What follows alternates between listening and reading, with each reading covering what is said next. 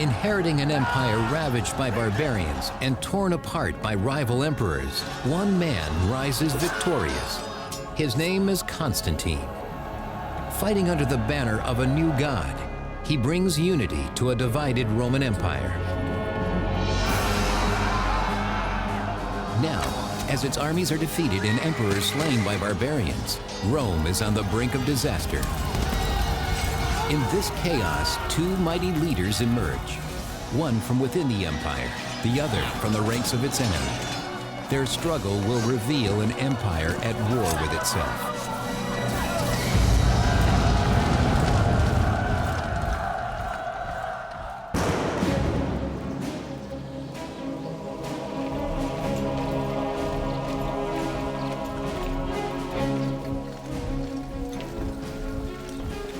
On the edges of the empire, Roman soldiers march off to defend the frontier villages from attack. A young boy named Stilicho proudly watches his father among them.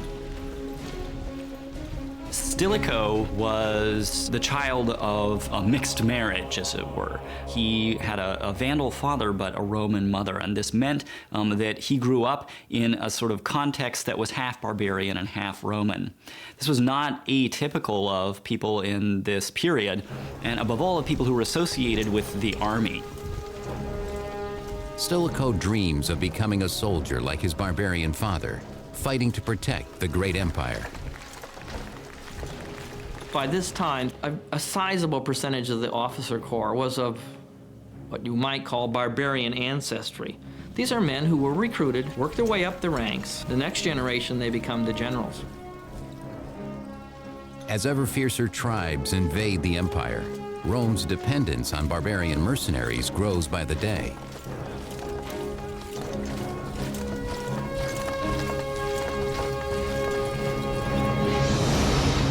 Under pressure to protect its expansive frontiers, the empire divides in two.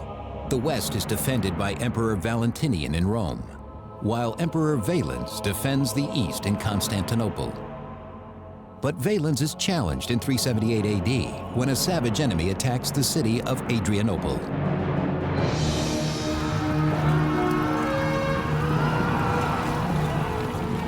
They are the Goths, and what they want is Roman land. They intend to destroy the Roman forces with muscle, steel, and fire, knowing the heavily armored Romans will quickly feel the heat as the battlefield burns. The Goths were far more numerous, and they had a lot to fight for. They'd been badly treated by the Romans, they'd been sold into slavery, they really had nothing to lose. During the Battle of Adrianople, Emperor Valens' soldiers are no match for the savage and relentless barbarian warriors. They attack, and everybody is pushed to the right. The Romans always edge to the right anyway, because you want to keep that right shoulder under the shield of the guy next to you. Now this is accelerated. Everybody compacts around the emperor because he's on the far right, the point of honor, and his men won't move. So we have this acceleration, this compactor process. The Goths come out of this circular deployment and surround the Romans and cut them down. The Emperor Valens himself falls on the battlefield, forced to fight for his life. It is a fight he quickly loses, sending his shocked soldiers into panicked retreat. When an ancient army breaks, mass slaughter always ensues. What made Adrianople even worse was that the Roman army was partly surrounded, and not everybody could run, so that in their haste to get away, Roman soldiers ended up killing one another, trampling on one another, and suffocating to death, simply in the vast confusion. 2/3 of the Roman army is lost. The late Roman historian, Ammianus Marcellinus, describes the carnage. Arrows whirling death from every side always found their mark with fatal effect, since they could not be seen beforehand or guarded against. The Battle of Adrianople is a turning point in Roman history. It's a turning point from which the empire cannot return. The army is largely gone. and there's no way of getting it back except to use the barbarians themselves.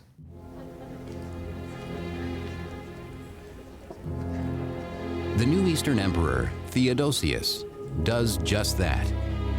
He invites the Goths to a banquet, offering them land in exchange for military service. At his side is Stilicho, now a Roman general in his early 20s.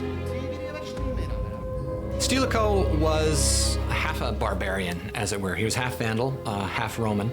And as is typical for so many of these kinds of guys, he worked his way up through the army. Emperor Theodosius relies on Stilicho to handle negotiations with the Goths, whom he plans to use as mercenaries. The conditions that the Goths achieve from Theodosius are highly unusual because it puts them in a stronger position than they might have expected. The most important thing is that they're not broken up. The Goths who have been fighting Theodosius are all settled in one place.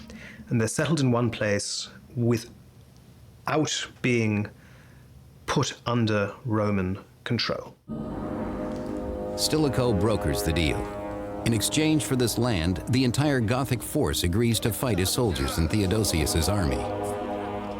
Though Stilicho is himself a half-barbarian, Theodosius trusts him like a son and has no doubts. Stilicho was very good at what he did. He distinguished himself. He came to the attention of the emperor. And so as he worked his way through, he got higher and higher and was in command of a large contingent of Theodosius's army. But Stilicho's position does not make him next in line to rule.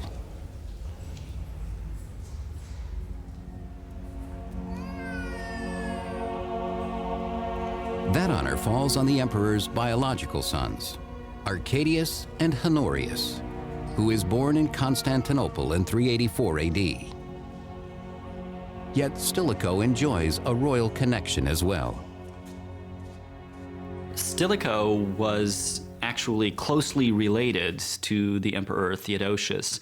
He had clearly been selected from among the many barbarian or semi-barbarian generals as a future leader.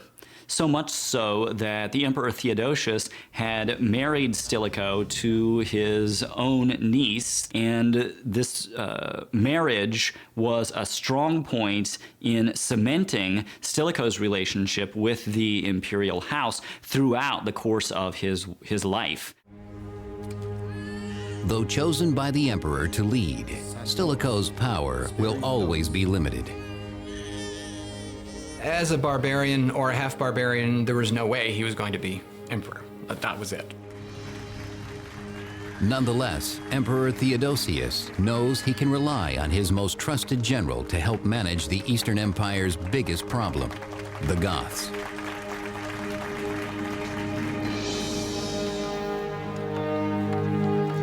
To solidify Emperor Theodosius's new treaty, Gothic boys are sent to training camps to be instructed in Roman military ways.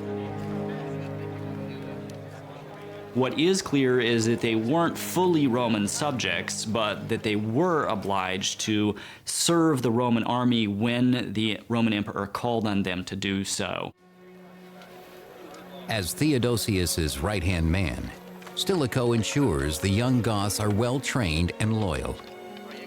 There is one whose natural talent catches Stilicho's attention, the boy Alaric. Alaric had probably been born inside the empire, and he'd probably been raised inside the empire with full awareness of what a Roman military career was like. Taking Alaric under his wing, Stilicho cannot begin to imagine how their fates will be intertwined.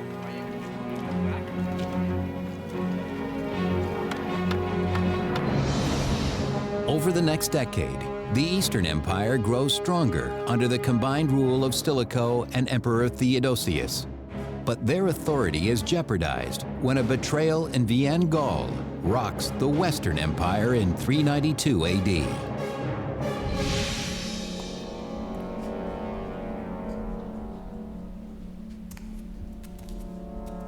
While sleeping in his palace, the Western Emperor Valentinian II is murdered by his barbarian guardian Arbogast, who then disguises the death as a suicide. The emperor was the symbol of Rome's empire itself, and so the death of somebody around whom the state was structured, symbolically structured, is a tremendous psychological blow. Worse still, the Western Empire and its army fall under the control of the ambitious barbarian Arbogast. The usurper is now a threat to the Eastern Empire as well.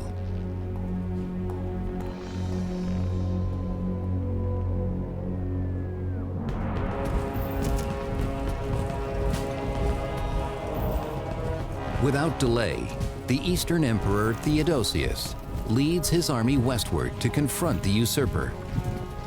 He calls upon his trusted general Stilicho to prepare the troops for battle. Stilicho was master of the soldiers in Thrace and was in command of a large contingent of Theodosius's army at the time. Stilicho recruits the young Alaric, now a full-grown Gothic chieftain, and his tribesmen to fight alongside the Romans. By now, about a quarter of the Roman army is made up of barbarian mercenaries. The Romans had become extremely reliant on non-Roman manpower with non-Roman leadership in a way that could potentially become very dangerous for the empire. Emperor Theodosius recognizes this danger, but he has devised a plan to destroy the usurper Arbogast and weaken the Goths in one powerful blow.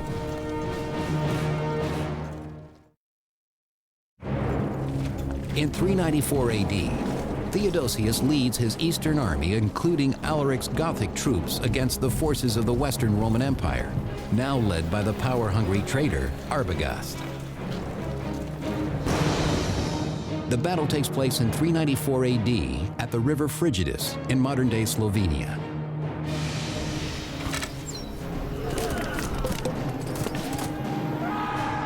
There, confronted with Arbogast's army, Emperor Theodosius orders Alaric and his Goths into battle first, preserving his Roman troops. He almost certainly deliberately put them on the front lines for the very first engagement, knowing that that was the most dangerous position for them. He probably hoped that as many of them would die as possible and yet still achieve victory. The Goths fight for their lives. But Arbogast's forces, hungry for blood and booty, cut them down.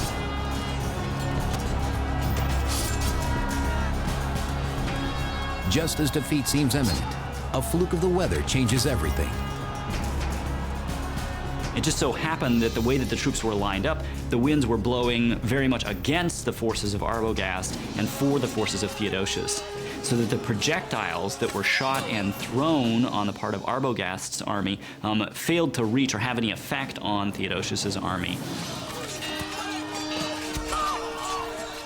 With this advantage, Emperor Theodosius defeats Arbogast soundly.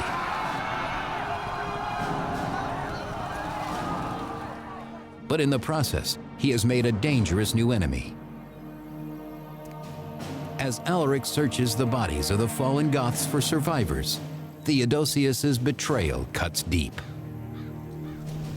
When the Goths were put on the front lines and used as cannon fodder or missile fodder for the troops of Arbogast, Alaric must have been furious. Never again will Alaric allow his people to be mere casualties of Roman glory.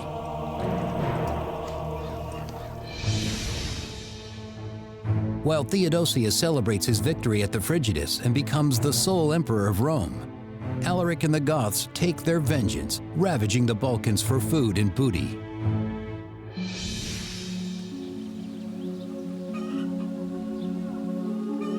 There, Roman farmers, unarmed and vulnerable, are completely unprepared for the wrath of the Goths. Their harvest is exactly what Alaric needs. Alaric has nothing now to draw upon to support his people. He does not have access to local taxes. He does not have access to granaries. That means he can't feed his people. Alaric is now determined to feed his people with Roman grain, and the local Roman garrison can do little to stop him.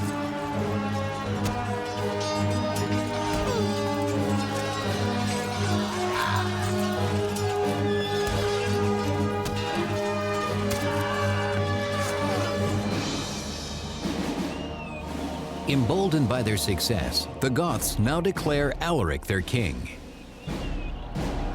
With Alaric, they become the first barbarian people to create a kingdom inside the empire.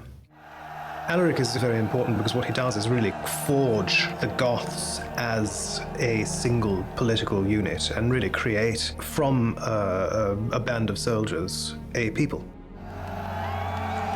Alaric's Gothic kingdom is unchallenged for now, as the empire faces other, more critical upheavals. In 395 AD, when Emperor Theodosius falls ill and dies, the empire is divided once again. His teenage son Arcadius is made Emperor of the East in Constantinople, and his 10-year-old son Honorius becomes Emperor of the West in Rome.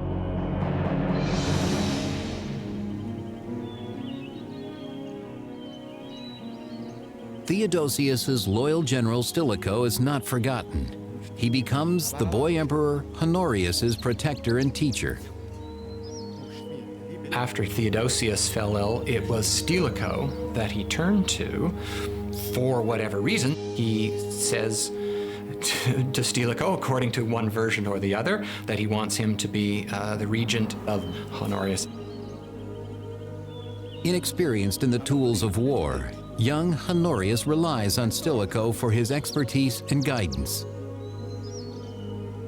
Stilicho had a sort of patronizing relationship, a sort of godfather relationship with this child. I think Stilicho always saw Honorius as his little kid. But Honorius is an indifferent student. Stilicho keeps a keen eye on him. He knows that the future of the empire depends on his control of the boy.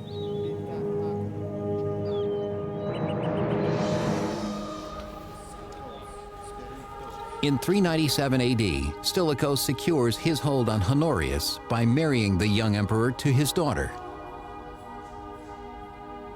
What he was really interested in is having his grandson be emperor, because he married his first daughter, Maria, to Honorius.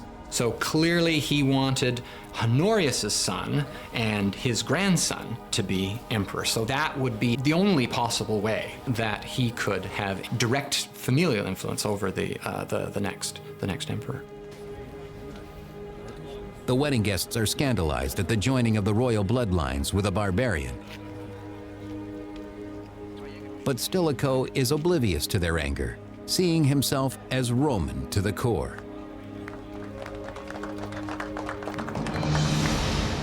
But Stilicho's power in Rome does not extend to the other young emperor, Arcadius, in Constantinople.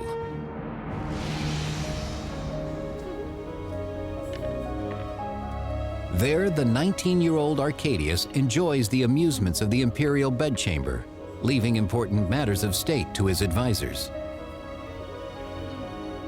Well, the fact that Theodosius, had he been alive to see his sons try to operate without his presence, would have been greatly disappointed. Of that, there can be no doubt. Shockingly, Arcadius grants the honor of consulship to his chief of staff, the eunuch, Eutropius. A eunuch as a consul is like having a porn star elected as president of the United States. This is just so far beyond the pale that people just can't believe it. A eunuch as consul is monstrous. But what makes him truly hated in Constantinople are Eutropius's plans to negotiate with the barbarian Goths.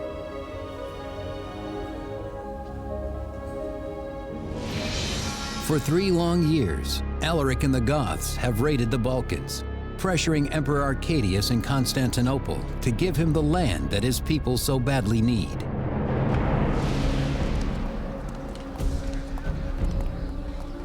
Finally, in 397 AD, Emperor Arcadius invites Alaric to Constantinople at the urging of Eutropius.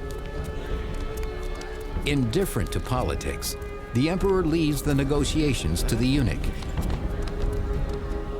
Eutropius executed an agreement between the Eastern court and Alaric. And Alaric, this Gothic leader, certainly saw in that a tremendous advantage, particularly the advantage of being able to gain supplies and potentially land from the Eastern court. In return, Alaric promises the Goths will once again fight for the Eastern Empire. But this deal leaves the people outraged. The Goths had regularly confronted the Romans in battle and actually defeated the Romans in battle. The Romans, therefore, had a huge amount of not so carefully disguised distaste for the Goths. Poisoned with hatred for their one-time enemies, the angry people will not be satisfied until the streets of Constantinople flow with Gothic blood.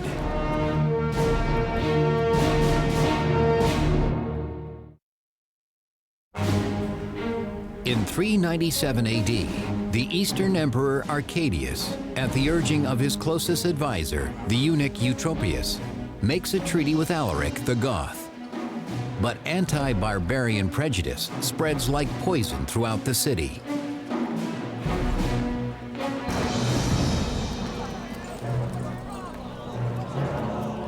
After 2 years of public outcry, Eutropius is finally arrested, swept away in the growing race hatred. His rivals claim his disgrace will quickly appease the angry mob.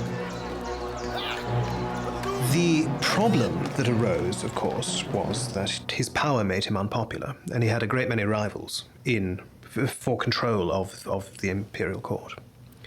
And one of the things they exploited was his willingness to negotiate with barbarians and with the Goths. Eutropius is sent into exile and later executed. But his sacrifice does not quell the anti-barbarian fervor of the people, who rise up and massacre every last Goth in the city. It's very difficult in any period to put your finger on the roots of ethnic tension. It's clear enough that the Romans resented barbarians who were invading their territory, but Roman feelings against barbarians went much deeper than that. There was a sort of visceral dislike of anything that smacked of barbarism. Such violence against his people sends an undeniable message to Alaric that a treaty with the East is impossible. The hatred is too deep.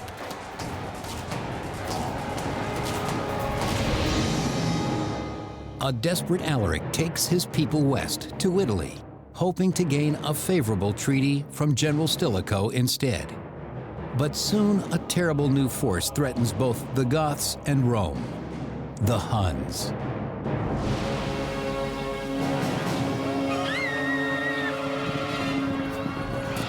Sweeping into the tribal villages at the margins of the empire, the Huns attack and destroy everything before them. Well, the Huns were moving west. They were looking for greener pastures, as it were. And they're forcing the various Germanic tribes, the nomadic tribes, the settled tribes, to move out of their way. The Huns are nasty, they're ruthless, and no one wants to be near them. But to all intents and purposes, they're forcing the others ahead of them like a bow wave in front of a boat, and people are trying to get out of the way. Those who do not flee the savage horsemen are cut down with brutal precision. For the Huns leave no survivors. The Hunnic invasion forces other barbarian tribes deeper into Roman territory. And while Emperor Honorius moves the seat of the Western Empire to the better protected city of Ravenna, the defenseless villages of northern Italy fall prey to the barbarians' devastation.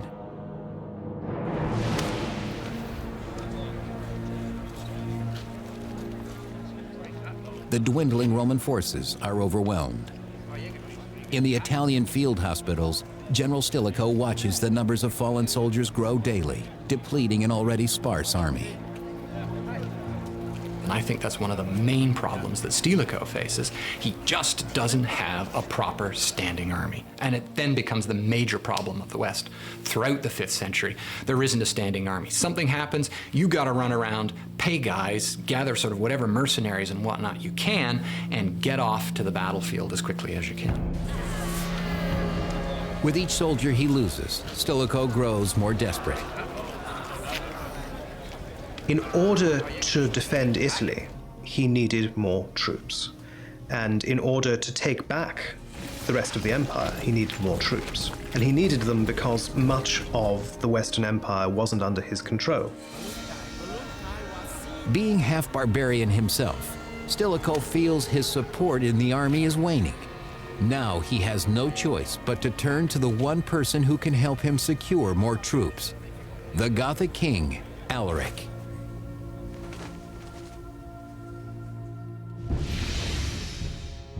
In 406 AD, Stilicho travels to Alaric's camp in Illyricum, modern-day Serbia, offering a deal.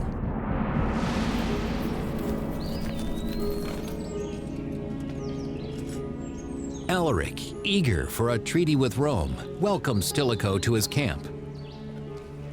Stilicho brings his old friend Alaric a gift to warm the Goth to his request. Stilicho desperately needed troops.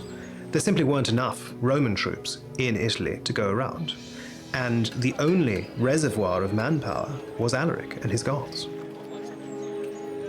Stilicho also offers Alaric the position he's always wanted. In 404, he wants Alaric to be given a Roman command, and he's given a Roman command so that Stilicho can then use him as an army to capture Illyricum, so that he can then use that as a launching pad. Stilicho desperately needs Illyricum, a recruiting ground for soldiers that now belongs to the Eastern Empire.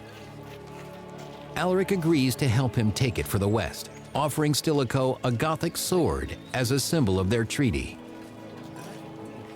From Alaric's point of view, this was a very good thing. He needed some way to keep his followers occupied so that they didn't simply drift away. He needed some way to keep them fed so that they didn't mutiny or depose him. Stilicho promises Alaric that his Goths will be well paid by the grateful Western Emperor Honorius. The two men embrace as allies once more.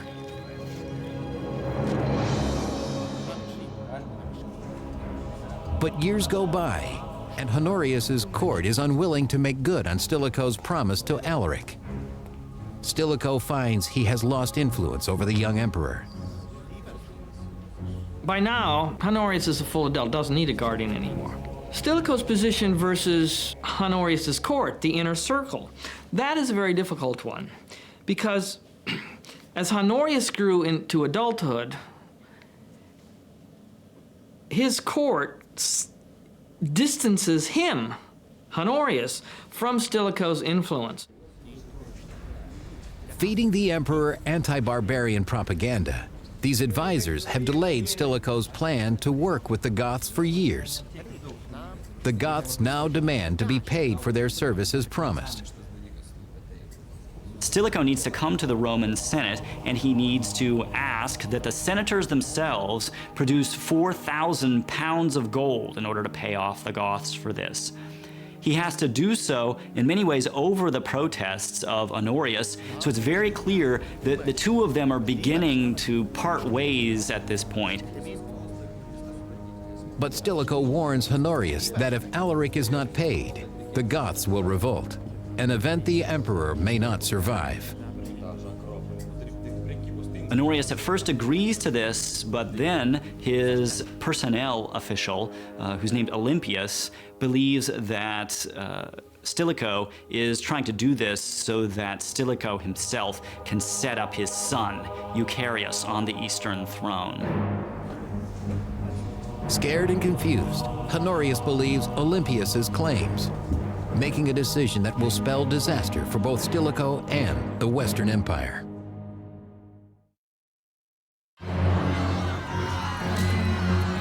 Facing barbarian invasions on the frontier, the Roman general Stilicho appeals to Alaric, king of the Goths, for troops. But Emperor Honorius' advisor, the anti-barbarian Olympius, turns the emperor against Stilicho.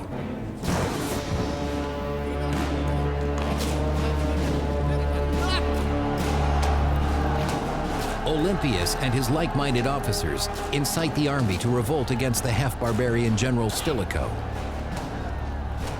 And so Olympius then starts sowing all sorts of rumors amongst the troops as well. The troops riot in August, and they call for the death of Stilicho. Swayed by Olympius' slander, Emperor Honorius responds by issuing a decree against Stilicho.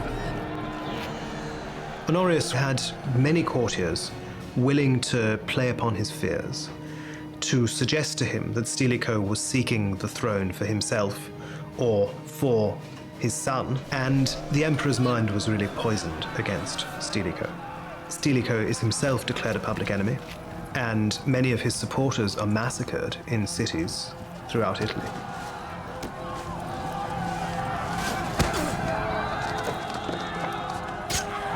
Ethnic hatred explodes among the populace. 5th century chronicler Orosius. Stilicho was sprung from the barbarian Vandals, that cowardly, greedy, treacherous, and crafty race. The racially motivated violence is brutal, and the victims are quickly overwhelmed. Determined to cleanse the empire of all barbarians, the Romans now hunt for the general himself. The angry mob of Roman soldiers, eager for blood, finds Stilicho in a church in Ravenna, where he has taken refuge. Stilicho flees to a church and tries to escape the decree, knowing full well it will mean his death, but he's given strong assurances that he's only to be arrested and not to be executed. Despite his misgivings, Stilicho decides to give himself up willingly. He was in a position to seize the state for himself, had he wanted to. But he remained a loyal servant of the ruling family his whole life. Even at the end, when he was betrayed by the master he had served his whole life, he refused to rise up and resist. And it certainly spared Italy a civil war. Outside the church, among the angry mob, Stilicho finds Olympius waiting for him. Instantly, a second decree arrives ordering Stilicho's death. His attendants and bodyguards threaten that they will attack those who have been sent to arrest Stilicho, but Stilicho, in very noble fashion, agrees to allow himself to be killed so as not to stir up further trouble. Stilicho is stripped of the symbols that mark him as a Roman general. Stilicho himself is something of a tragic figure. He could quite easily have rebelled when he faced this hostility from his emperor, but instead he surrendered, left the church where he had taken sanctuary, and went quietly to execution. The great barbarian general is felled, as those he sought to protect cheer on. His death excites the crowd, who are no longer satisfied by symbolic gestures.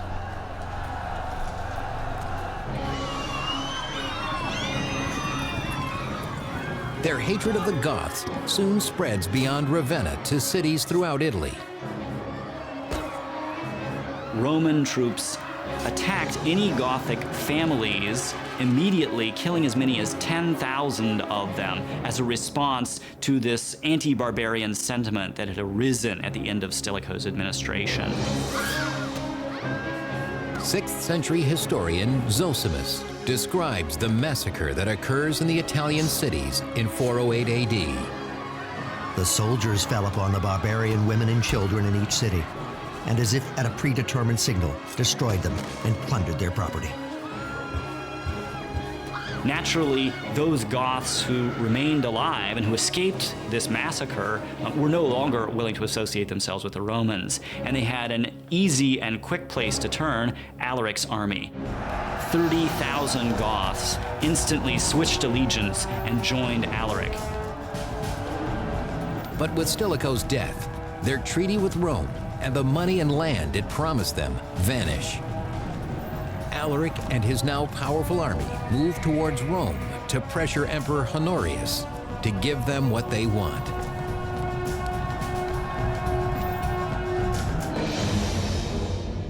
Alaric and his tribesmen invade Italy and lay siege to Rome in 410 AD. But Emperor Honorius, safe in Ravenna, refuses to negotiate with the Goths.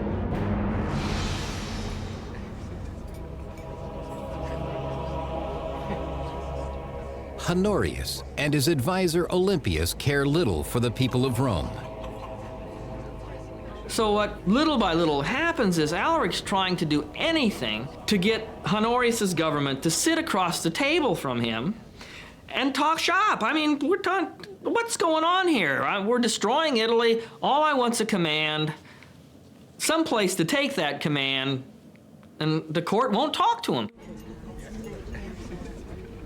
But the Roman senators insist that Alaric's demands must be met or the city will fall. They're negotiating a ransom, in essence, for their city. And what they agree to pay seems like a lot. It's many thousands of pounds of gold. Humoring the senators, Honorius agrees, sending Alaric word of a possible treaty. Come to Ravenna and we'll come to terms. But the anti-barbarian emperor has his own plans for the Goths. In the chaos following General Stilicho's death, the Goths lay siege to Rome.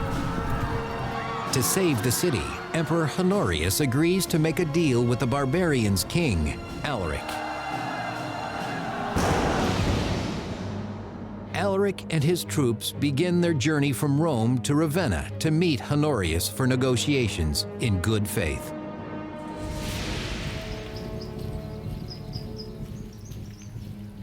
But along the way, Alaric is ambushed by a group of mercenaries working for the emperor. The fact is that over and over again, the Romans display that they're only barely going to tolerate these barbarians, and that whenever possible, they're going to massacre them or put them in harm's way so that they'll be killed.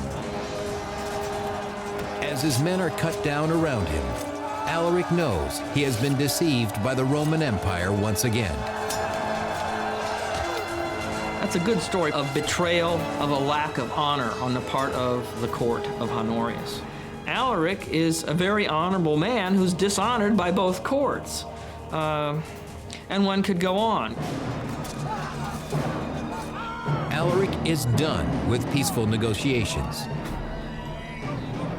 He orders his men back to Rome, bent on destruction.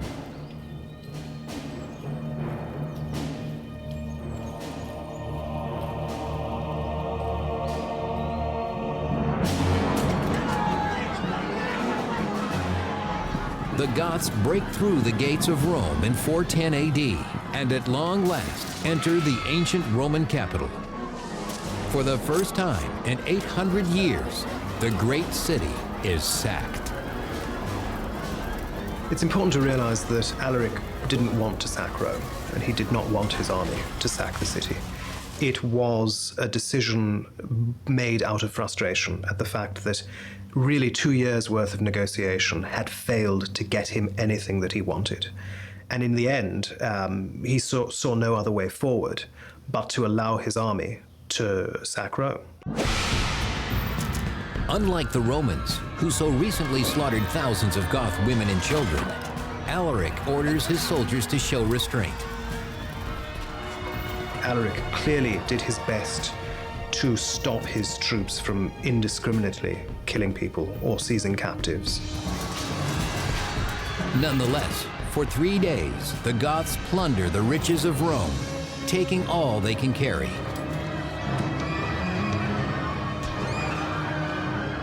The sack of Rome would have been devastating in terms of the amount of treasure and money that was taken away from the city.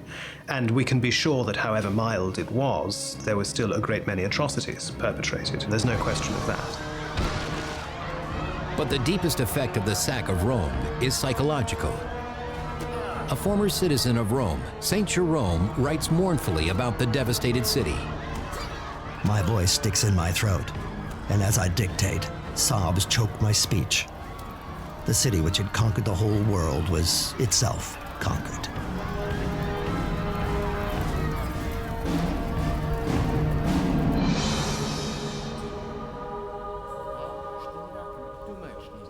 In response to this attack on the very heart of the empire, Emperor Honorius does nothing. It becomes clear that Stilicho's death has robbed the empire of its last great leader. Honorius is, in a sense, a captive courtier figurehead, alone in his palace, surrounded by courtiers, with no real sense of the what's going on in the world, or anything else, for that matter.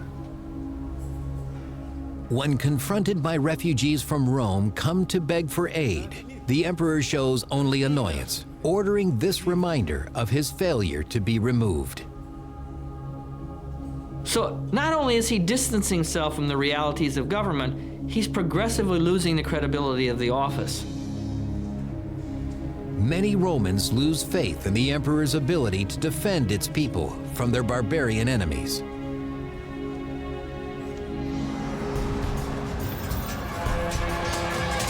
Their fears will be justified. As the Goths continue to savage the dwindling Roman army, the emperor is powerless to stop them.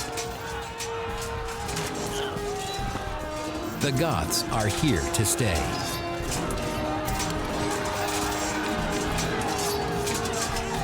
The Gothic kingdom that grows out of Alaric's following is the first real successor to Rome in the West. It's the first part of Roman territory to fall away, and it's the first of many.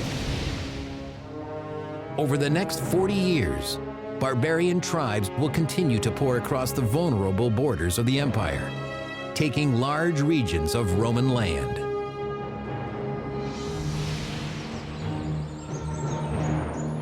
These losses and the fading of the empire were foreseen by General Stilicho, who tried desperately to stop them, only to earn his own execution.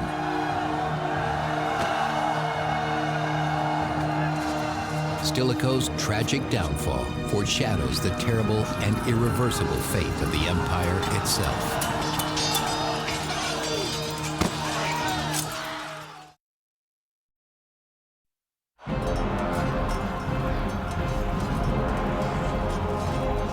In the late 4th century, endless barbarian attacks poisoned the empire with suspicion and hatred for its own immigrant soldiers. The half-barbarian, half-Roman general Stilicho is not the last to be sacrificed, a bloody death foreshadowing the fate of an empire on the brink of collapse.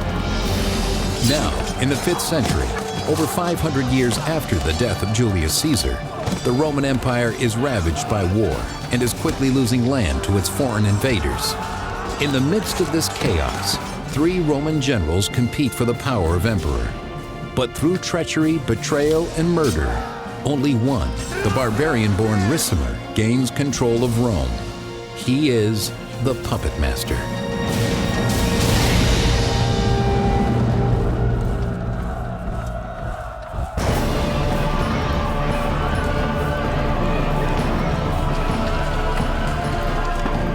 In 455 AD, the ancient city of Rome, once a pinnacle of civilization, is sacked by a violent tribe of Vandal barbarians. Vandals have come from North Africa to the capital of the Roman world, as it used to be anyway. The Romans are shocked and terrified that barbarians could come to their ancient cultural center and literally take anything that they wanted. After centuries of endless barbarian attacks, Rome has lost control of the Mediterranean. Desperate, the empire offers up its last and greatest treasure, the land itself. In exchange for peace, Rome grants its fertile soil to the barbarian tribes. The problem is that they had no choice. And so the Romans just negotiated with them and said, okay, you're here, we can't get you out, we'll give you this territory. And Romans just gave it away. The empire has been officially divided between East and West for over 75 years. But while the East remains strong, the West has lost most of its territory to the barbarians.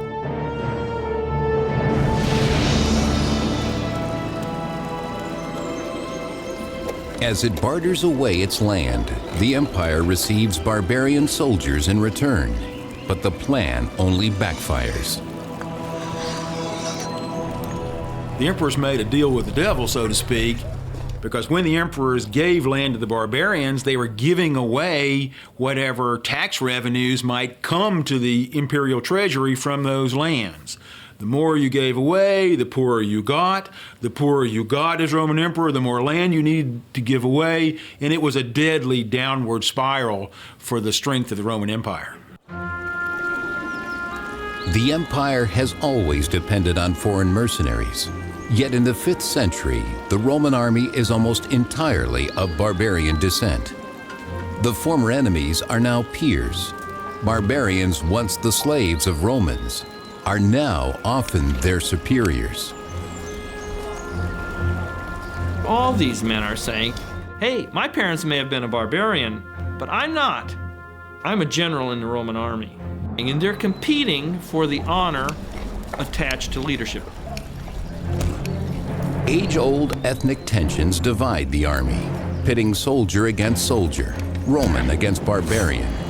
But in 456 AD, one ambitious general is determined to maintain order, though he himself is a barbarian. His name is Ricimer. Ricimer's career followed a path that was quite normal for barbarian nobles. He was from a minor branch of the Gothic royal family. He had no real prospect of winning power in his home society, and so he sought service as an officer in the Roman army, where he did very well for himself. Now Ricimer devises a plan to gain even more power in the Western Empire. He will lead his army against Rome's greatest foe, the Vandals.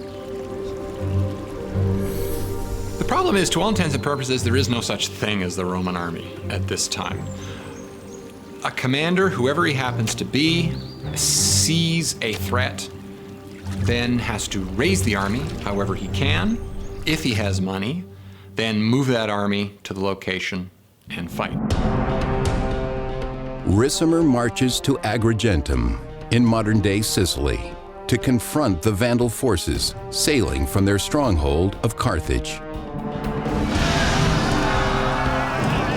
In Sicily, the Vandal warriors come down hard on Ricimer and his army. The Vandals know their enemy, and they know the terrain. Sicily and southern Italy were like the Vandals' ATM. Every spring they'd get in their ships and row over and make a very violent withdrawal, and then go home. And the Roman security cameras couldn't do anything about it. Ricimer leads his troops against the great onslaught of barbarians. Yet despite his own military training, his army of mercenary soldiers is at a disadvantage. The Roman army, by the middle of the 5th century, is no longer the army that it had been 100 years before. For one thing, it's considerably smaller. For another, it's less well-armed. And it's certainly less disciplined. Consequently, there just doesn't seem to be any, there's no evidence that there's any kind of training or tactics or whatever. It's simply this great whack of Germans is then sent off against that great whack of Germans, and they just keep killing one another until either it gets dark or somebody gives up or somebody runs away or, you know, whatever the case may be. Though the skill and discipline of Roman formation has been lost for decades, the Vandals are unable to break Ricimer's men. The Roman army claims victory, not for the empire, but for their great leader.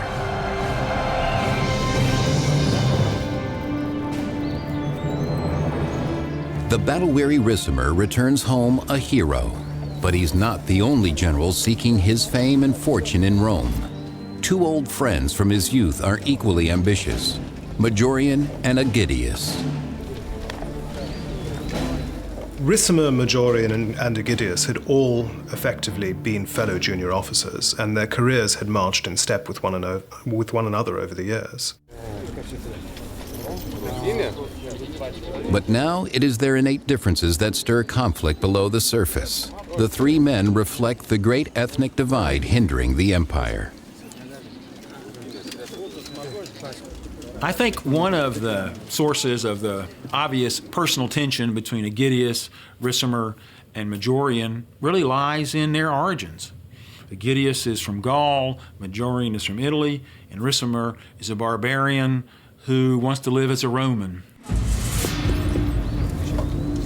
And Ricimer is out to prove that he has as much right to a piece of the empire as any other Roman.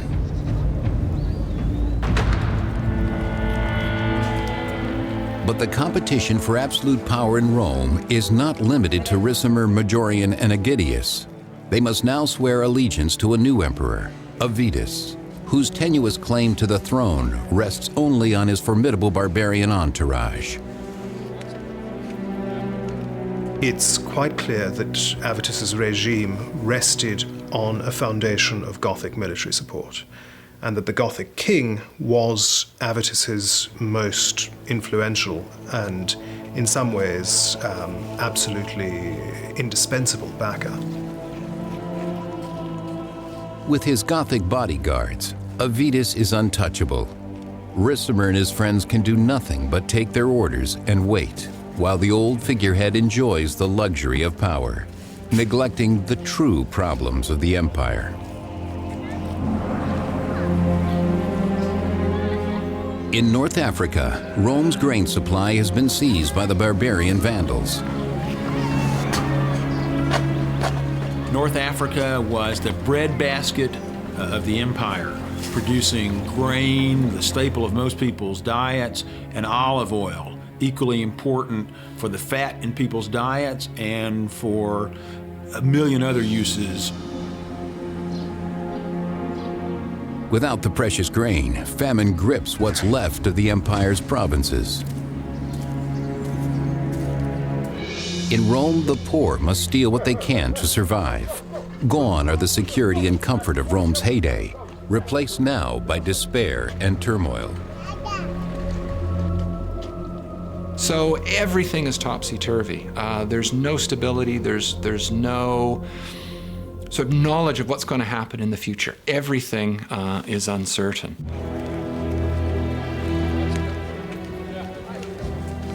The situation at the imperial palace soon declines as well. Angry and impatient, Emperor Avitus's Visigoth soldiers demand payment for their services. Avitus is desperate.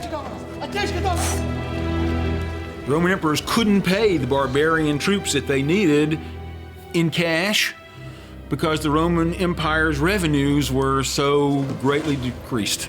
So when Roman emperors were bartering for military support, they were dealing in the only good currency they had left. So Avitus has to strip the bronze off of the temples in order to pay the guys who came down to Gaul with him, all the Gothic army and his Gothic entourage. But by selling the treasures of Rome, Avitus only saves himself.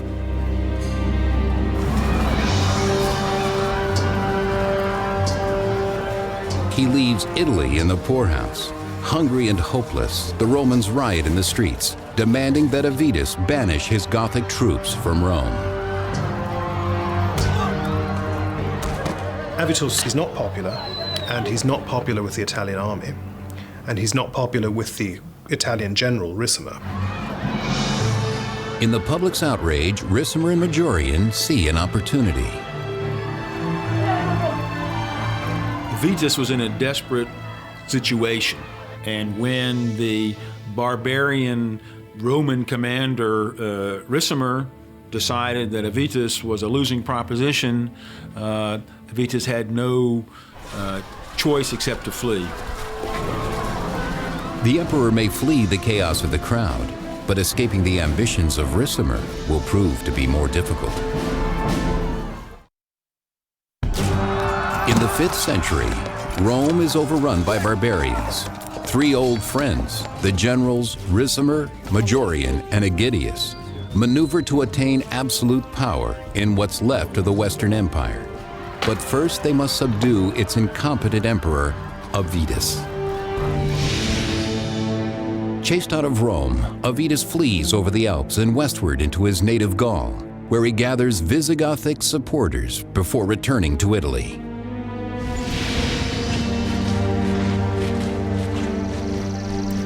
With the support of his fellow Gauls, Avitus hopes to easily regain the throne. But back on Italian soil, Ricimer and Majorian are waiting for him. The ambush is brutal. These battles are up close and personal because you have to be able to kill them from up that close. So there's pushing, there's shoving, there's running back. There are dead bodies to climb over. There are injured men yelling. In the bloodbath, the army of Avitus is annihilated. But in a surprising turn, Ricimer spares the emperor's life on the battlefield.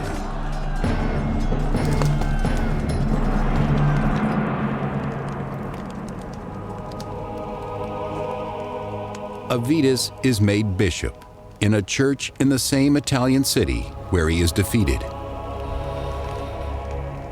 Why was Avitus, the deposed emperor, made into a bishop? So that he would no longer have any military connections or any military power, and so that Ricimer, who deposed him, could say, I didn't slaughter a legitimate Roman emperor. I allowed him to follow a religious vocation which he had always wanted to do. This is the public story. But in the shadows, Ricimer sends a secret assassin, his old friend Majorian, to silence Avitus for good. For Ricimer, holy exile isn't enough. He must have total victory. Italian Romans wanted to protect what they saw as their own interests. With the deposition and then strangulation of Avitus, the emperor from Gaul was out of the picture. And now Romans in Italy could hope that they would go back to the future and that Italy, the source of Rome's original greatness, would once again be the source of the Roman Empire's salvation.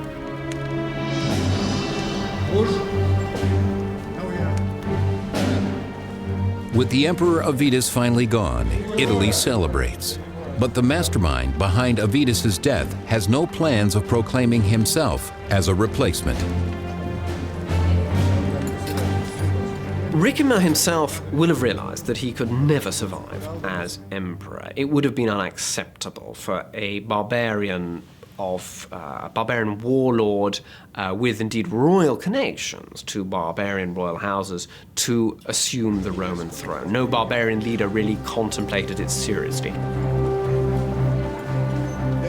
Instead, Ricimer names a man he thinks he can control, his best friend. Majorian, the man whom Ricimer decided to make emperor instead of himself, was an Italian. Ricimer had gauged the sense of especially the Roman upper class in Italy. The Roman upper class in Italy wanted an Italian emperor. Ricimer decided he'd be the power behind the throne and make Majorian, that good Italian, into the Roman emperor. Like the Wizard of Oz, however, behind the curtain, Ricimer was going to pull the strings, or so Ricimer thought.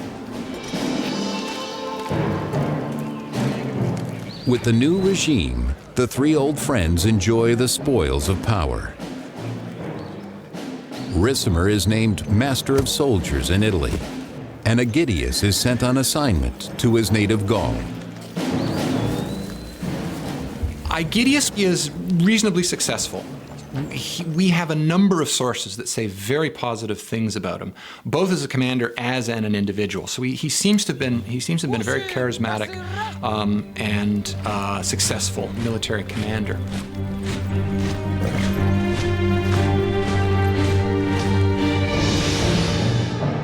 Aegidius secures his army's camp in Gaul near the city of Soissons. But with the Franks to the north, the Visigoths to the west, and the Burgundians to the east, he is trapped in a sea of barbarians.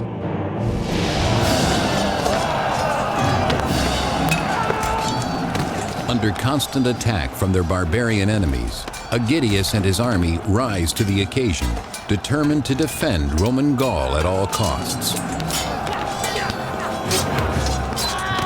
Aegidius was a Roman from Gaul, from France, who had extensive military and diplomatic experience. And the Roman hope was that he could prevent further, especially Gothic, incursions in Gaul and protect what admittedly small part of Gaul was still part of the Roman Empire. The endless barbarian assaults take their toll on his already diminished forces, but Aegidius refuses to admit defeat. At this stage, Aegidius, in the 450s, there's still hope, perhaps, and he clings on to this view and tries and hopes for a restoration of Roman power.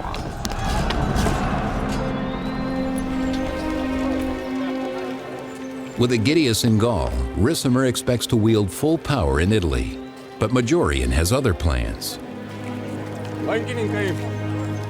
What Ricimer discovers is that Majorian has every intention of being an active Roman emperor rather than the figurehead that he was intended to be. He tried very hard to push Ricimer into the shadows and into the sidelines, and he tried to take command of major military ventures on his own.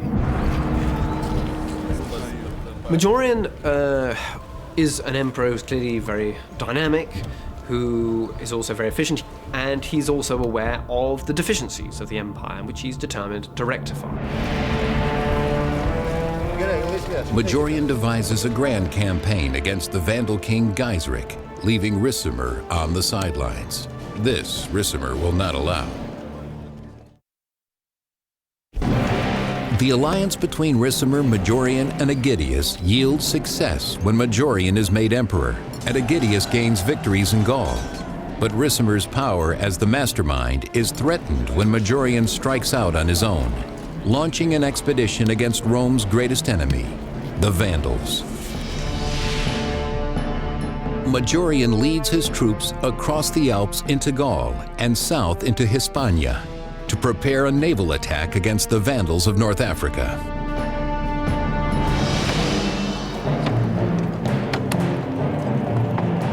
Majorian commissions carpenters to build the strongest, fastest ships, hoping to overpower the great fleet of the Vandal king Gaiseric. Majorian wanted to drive the Vandals from North Africa to restore the Roman Empire's most important source of food and revenue.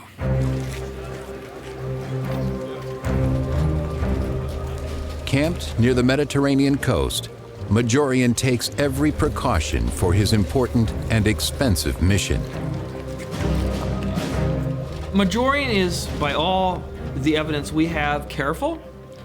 He sends scouting forces across the Straits of Gibraltar, tests the waters, if you will, of local support for a landing, because it's going to be a landing operation. This is not exactly D-Day, but it's going to be, by late Roman standards, a very significant naval action here.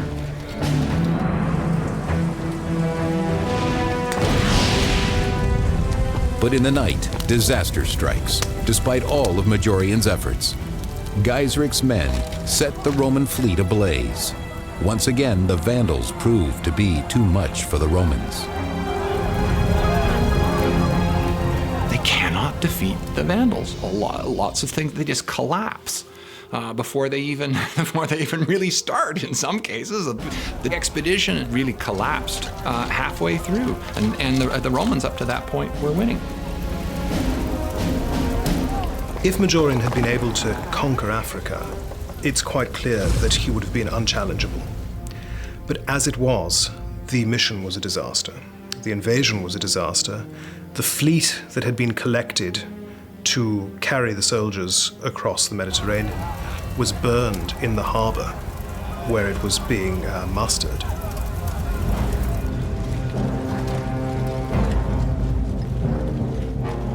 Majorian returns to Italy, dejected, his great plan to recapture North Africa ruined. This is a humiliating act in part of Majorian.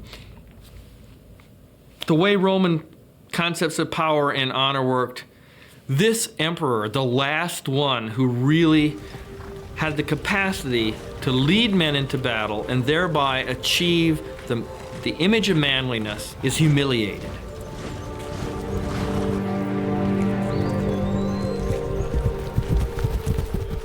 Along the same wooded road to Rome, a troop of soldiers rides to intercept the emperor. It is the honor guard of Majorian's old friend, Ricimer. Majorian was the first military emperor that Rome had had in years and years and years. But with the failure of the Vandal expedition, Ricimer, for some reason or other, decided to get rid of him. There may have been other things going on. Majorian may have blamed the failure on Ricimer. Ricimer may have blamed the failure on Majorian. We have no idea. 5th century writer John of Antioch. Ricimer and his soldiers arrested him, stripped him of his purple robe and crown, beat him, and beheaded him. Thus ended Majorian's life.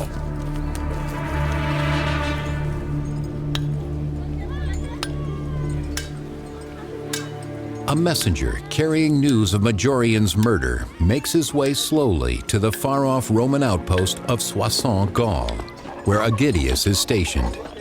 It is very bad news for the general. The only response that Aegidius is likely to have had is that he and Majorian and Ricimer were buddies. They had served together for decades. What does this make him?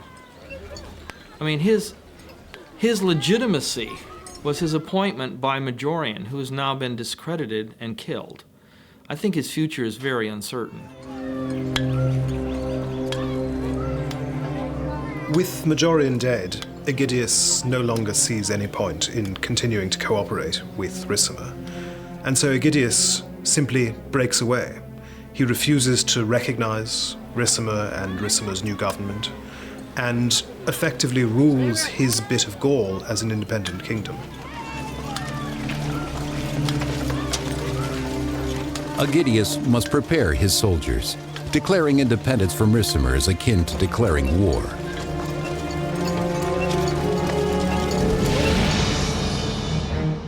Rejecting Ricimer's rule in Italy, Aegidius considers his kingdom of Soissons the last vestige of the Roman Empire. There's no evidence that they're responding to orders from Ricimer or anyone else in Italy. They're on their own. They're completely independent. So the fabric of the empire is now broken down into pieces. In Rome, Ricimer prepares for war as well. But first he must find a new emperor to do his bidding. This time, there is no dispute. The man he chooses is no more than a puppet, Livius Severus. No one wants to be emperor. It's not a job that anyone needs. The only person who needs an emperor is the generalissimo. He's the guy who needs the emperor.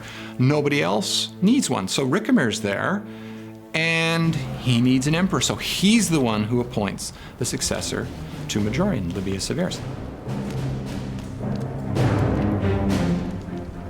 With the new emperor Severus by his side, Ricimer can do as he pleases, and nothing will please him more than getting rid of Aegidius once and for all.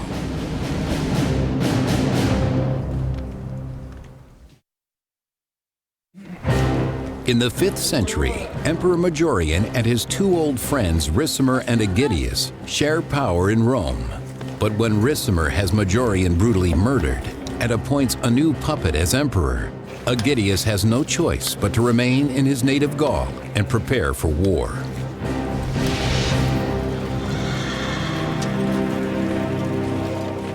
After such a personal betrayal, Aegidius and his men are ready to do battle with Ricimer. The power alliance between the three old friends has been hijacked, and Aegidius is left out in the cold. Maybe he thought he had an understanding, that he was a co-player in this game, that there were two generals in charge here, Ricimer and Aegidius. Aegidius found out that he wasn't regarded as a player. He wasn't consulted, and he lost the third part of the triangle. Now he's on his own.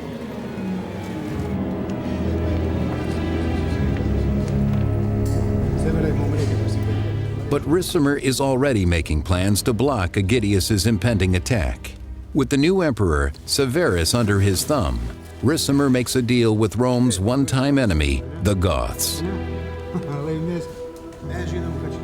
Ricimer saw this as a really serious threat, Aegidius's proposed invasion of Italy.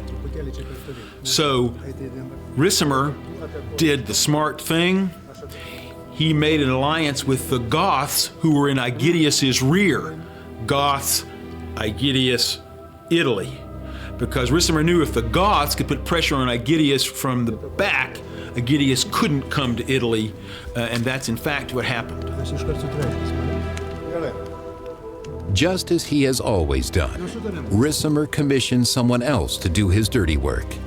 Emperor Severus proves to be the perfect puppet for Ricimer, happy to allow the war against Aegidius to unfold.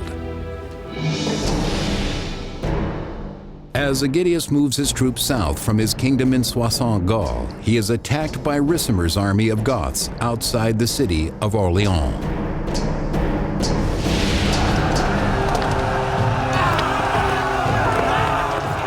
These battles begin with both sides roaring each other like at the kickoff of a football game.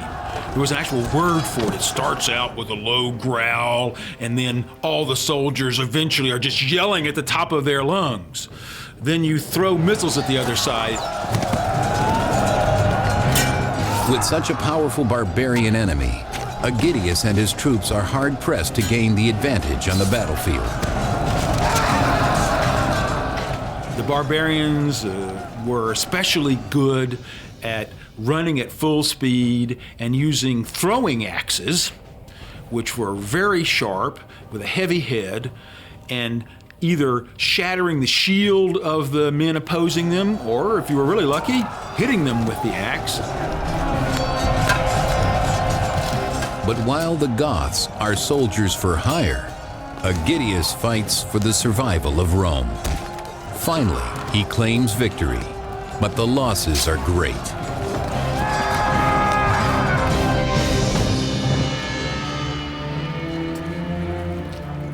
In the field hospitals of Gaul, Aegidius and his men recover from the Gothic attack, but he knows there will be more. Aegidius has his hands full, essentially. These deals that Ricimer cuts with kingdoms in his vicinity obviously mean that he has to deal with these. These are going to be his priority. He's going to be busy in Gaul and not be able to detach any forces to invade Italy. He just simply doesn't have the resources to deal with it. Desperate to vanquish Ricimer's forces in Rome, he turns to an unlikely source for help. Aegidius sends a messenger south to Rome's most menacing enemy, Gaiseric, who, as king of the Vandals, had taken North Africa, the breadbasket of the empire, over 20 years earlier. He sends an envoy to try to strike a deal, and Aegidius must have been very worried about how this deal would be perceived if it got out to be public knowledge. On the one hand, people could see, well, if we can reach a real deal with the Vandals, then we have a real bright future. But on the other hand, what will we have to give up to deal with these people who've taken away the most precious, the richest part of our empire. After traveling through Gaul and Hispania, Aegidius's envoy finally reaches North Africa.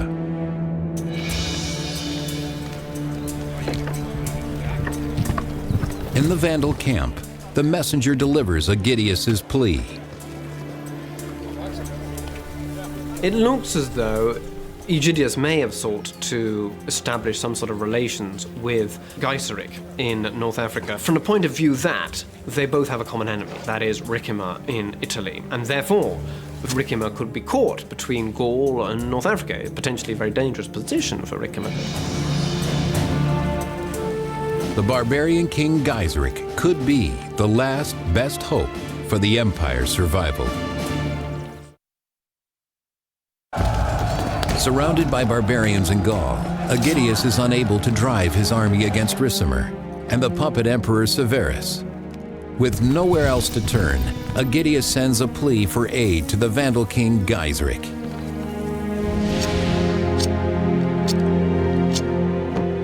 In Soissons, thousands of miles away from the Vandal kingdom in North Africa, Aegidius can only wait for a reply.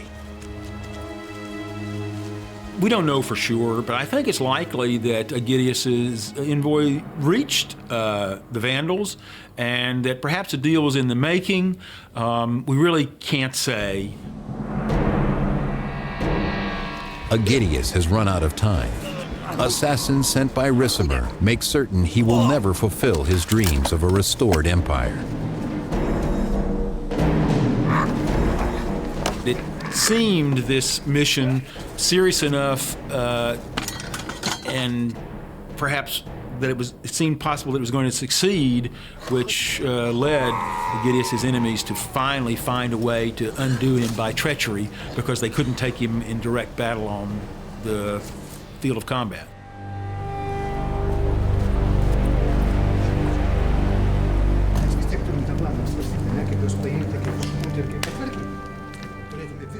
With Aegidius out of the way, Ricimer's hunger for power only increases, and his thirst for blood cuts short the life of his puppet emperor, Severus. Ricimer makes and unmakes, through violence, a series of emperors, trying to find that front man who would allow Ricimer to really be the power without developing ambitions of his own. The problem for Ricimer was that when he put a puppet on the Roman throne, that puppet didn't want to remain a puppet. But now total power is his. Ricimer's ambition and bloodlust seem to know no limits. For 2 years, Ricimer rules Rome without naming an emperor.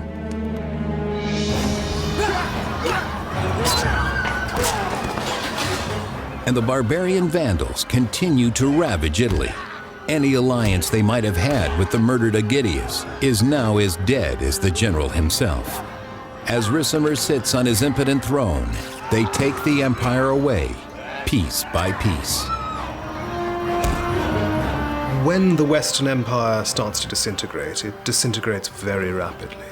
In a sense, the Roman Empire doesn't actually fall, it simply splinters away until the title of emperor becomes meaningless. Ricimer's continued failure against the Vandals only makes matters worse. As the Vandals strike against the Eastern Empire's coastline, its capital of Constantinople is finally forced to move against Ricimer before it's too late.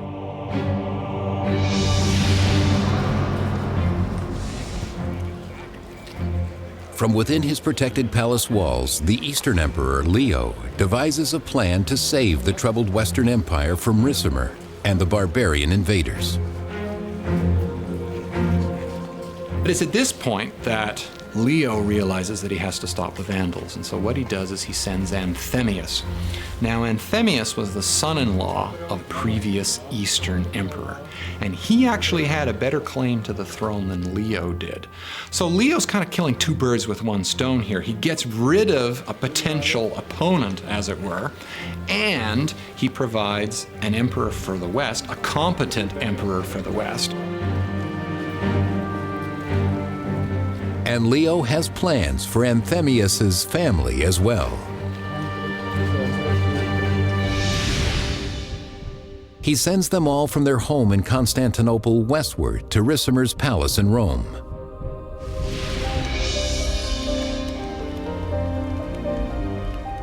Anthemius's young daughter Alypia is offered to Ricimer in marriage in an attempt to subdue the ambitions of the bloodstained general, while Anthemius assumes the throne of the Western Empire.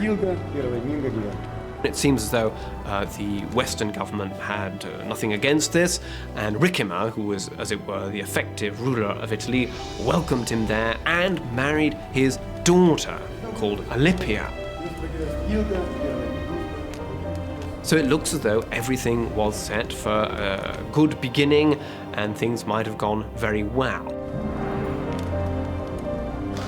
Ricimer's assumption that Anthemius will serve simply as another puppet emperor soon proves false. The real problem was Anthemius. Anthemius was sent by the East. Anthemius was acting like an emperor, and it wasn't always, he wasn't always doing what Ricimer wanted.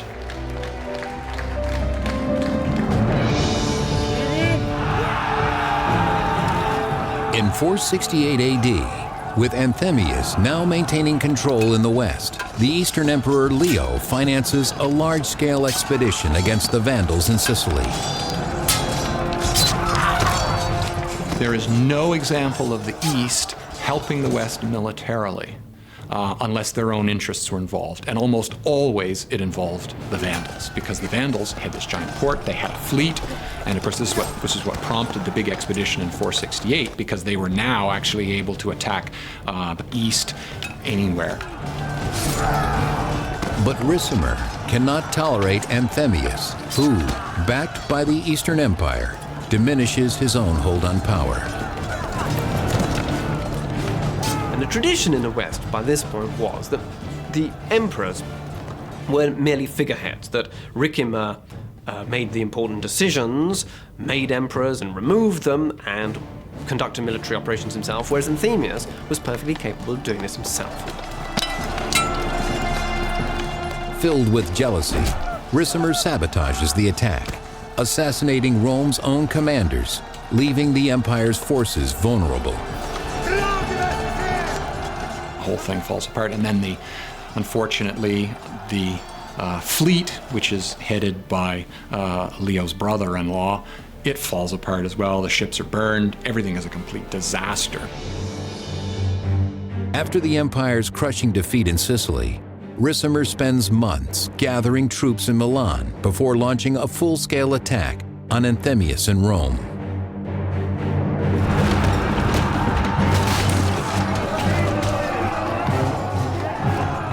So Ricimer brings in the army, and they besiege Anthemius in Rome for 9 months, until eventually Rome falls. And meanwhile, while the siege is going on, Leo has had envoys sent to him from the west saying, all hell is breaking loose, it's civil war, do something. But there's no time to save Rome from Ricimer's wrath, and all Anthemius can do is flee.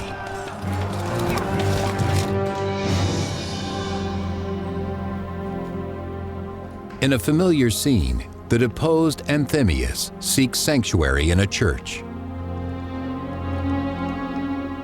Well, we know that the besiegers broke into Rome early in July of 472, and that Anthemius's followers scattered. Anthemius disguised himself as a beggar and was caught probably at the shrine of the martyr Chrysogonus.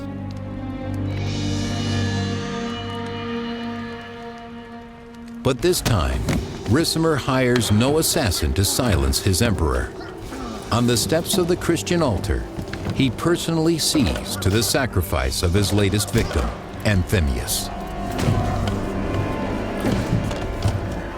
He was executed. I assume it was cutting his head off. That's the normal way it's done. Chances are they probably stuck his head on a pike and paraded it around. Ricimer plays true to form. Once again, with blood and steel, he carves out his place in Rome, leaving only corpses in his wake, bodies as lifeless as the empire itself.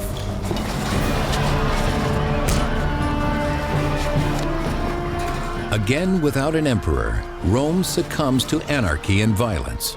Barbarians meet little resistance as they raid the towns of Italy. They go out and they sort of rape, loot, and plunder, attack cities and whatever else, and then come back. And this is what people have to face every year. So there's no stability. Ricimer does nothing as the empire self-destructs. He cares only for himself, as always, garnering his power from the empire's weakness. So now there's a peculiar circumstance here. We don't seem to need a real emperor, and it's hard to find a role that's clearly cut out for the commanding officer of the Western armies. One could really question why we have any imperial government at all. This society is slipping out of the structural system that we had identified with the Roman Empire. Ricimer is a man who has built his career and power on the countless dead bodies of his enemies, both barbarian and Roman. Now he is alone, master of an empire in name only. In such turbulent times, even the details of Ricimer's death are fragmented. Priscus, the only source, tells us that he died vomiting copious quantities of blood. Haima pleiston. And that's it. And so we have no idea whether it was, an ulcer or cancer or what. With the sources, we have no idea.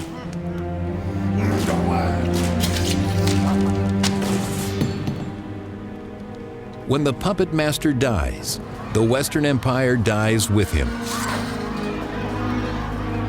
By now, barbarian leaders, whether they were Goths or something else, really had the money and the men to decide the fate of the Roman Empire, and that is exactly what happened in the years after the death of Ricimer. Ricimer's struggle to dominate brought nothing but ruin to the empire he hoped to control. Yet in his absence, its future grows even more bleak.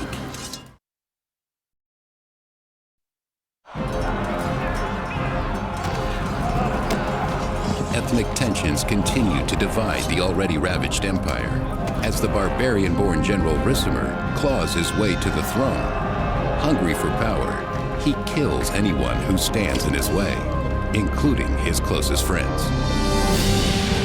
Now, Roman control of the empire's once great western provinces is swept away by a storm of barbarian warlords and kings. Out of the chaos, one Roman leader rises up, determined to restore Rome to its glory days. But in his path stands a fierce barbarian warrior prince. For the empire, the clash of their swords is the beginning of the end.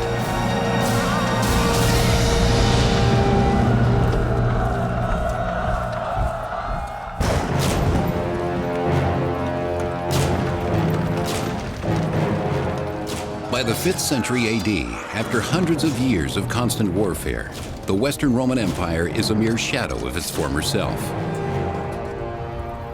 The empire was into full-blown crisis. There was increasing pressure from barbarians outside the empire who wanted to come into the empire. And above all, there was the tremendous financial pressure. The empire wasn't generating the revenues that allowed it to keep its military force strong and its infrastructure repaired. Without a well-armed military, Rome is powerless against one of the largest barbarian forces the empire has ever seen, the Huns, led by their ferocious leader Attila. 5th century chronicler Callinicus recounts their savagery. The barbarian Huns became so great that more than 100 cities were captured, and there were so many murders and bloodlettings that the dead could not be counted. Huns, a nomadic tribe from the east, lay waste to what little is left of the empire. The fact is that there is no state in the West. The West has dissolved. The West has fallen apart. There are so many different entities, so many different armies, so many different powers that are vying for control, that there's no control. Though the eastern capital of Constantinople is able to survive the Hunnic invasions, the weaker Western Empire feels the brunt of their expansion and is forced to cede the Roman region of Pannonia to Attila the Hun.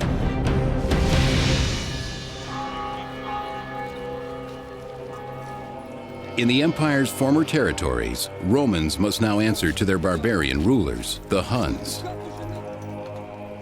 Romans and barbarians can identify each other by the way they speak, by the way they dress, by the way they smell, by the way they wear their hair. Even though by this time Romans and barbarians are really used to each other, I think it's fair to say that ethnic tensions have never gone away. But one Roman moves through the troubled society with ease and finds opportunity in Attila's new regime. His name is Flavius Orestes. Orestes was a Roman who'd grown up in territory dominated by the Huns, but he got a high position at the court of Attila. The empire may be falling down around him, but it's his Roman heritage that makes Orestes and the other Pannonians valuable to Attila. They're Roman because they talk like Romans, they walk like Romans, and there is still the cultural, the social, everything that makes up what a person is and does is still Roman, and that goes on for centuries. Able to read and write, the cultured Orestes stands out among Attila's many barbarian allies. Orestes is soon made secretary in the ruler's court. Orestes got to see how Attila had a real political vision, trying to merge the Huns with the Romans through marriage and political alliance to come up with a new empire there in the north.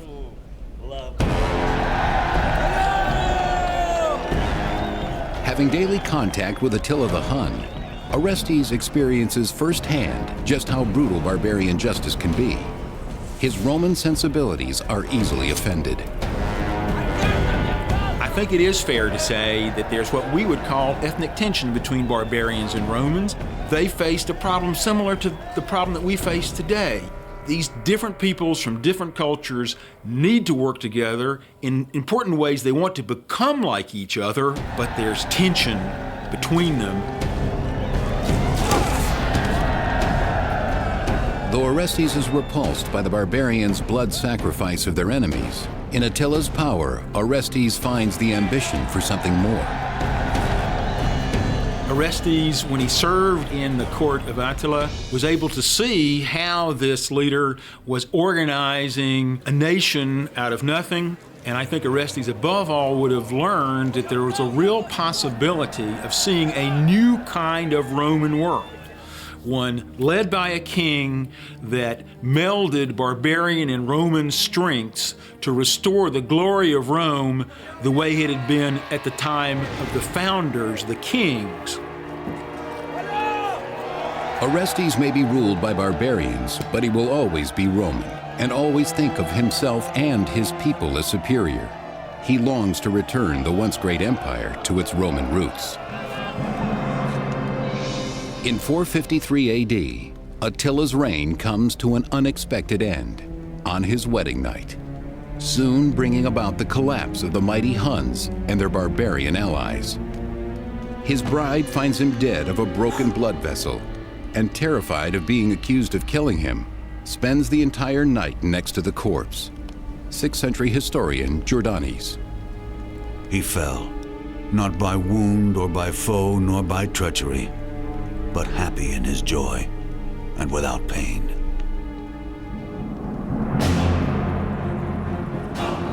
But the Huns' demise cannot save Rome. The power vacuum that results only allows more barbarians to descend upon the fading Western Empire. In the following years, Rome's cities fall into disrepair.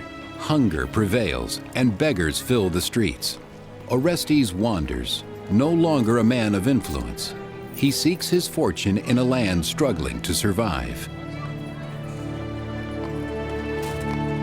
The infrastructure seems to have crumbled in some cases fairly quickly. It varied from one region to another. Aqueducts, it's true, sort of perhaps fall into disrepair, and the quality of pottery, perhaps in some places, diminishes. It's all getting a bit more hectic. The street plans begin to change. The regular features break down.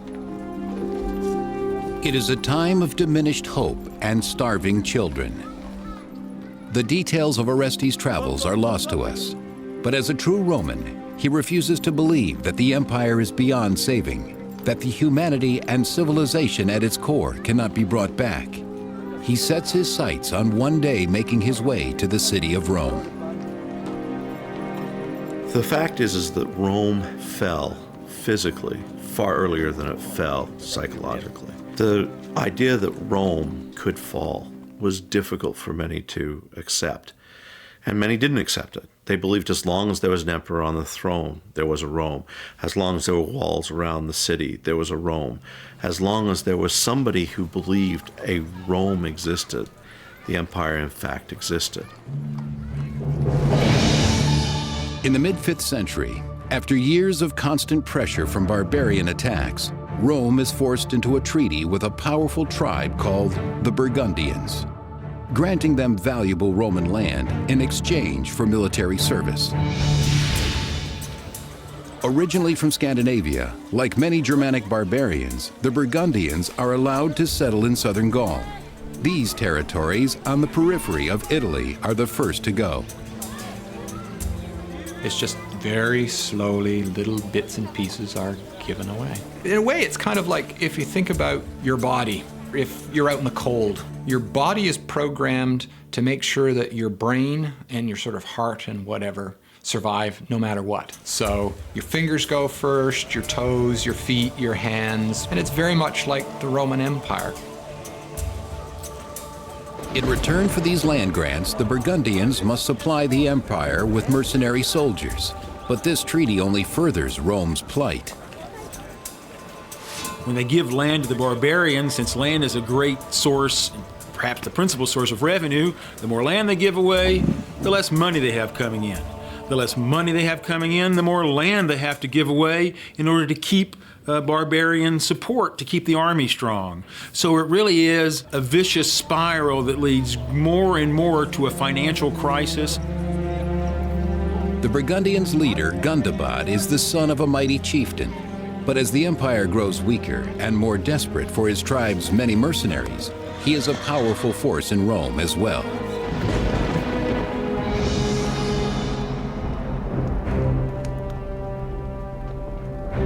In the empire's capital, Gundobad is made the master of soldiers, but he controls more than the army. He also chooses Rome's emperor, Glycerius.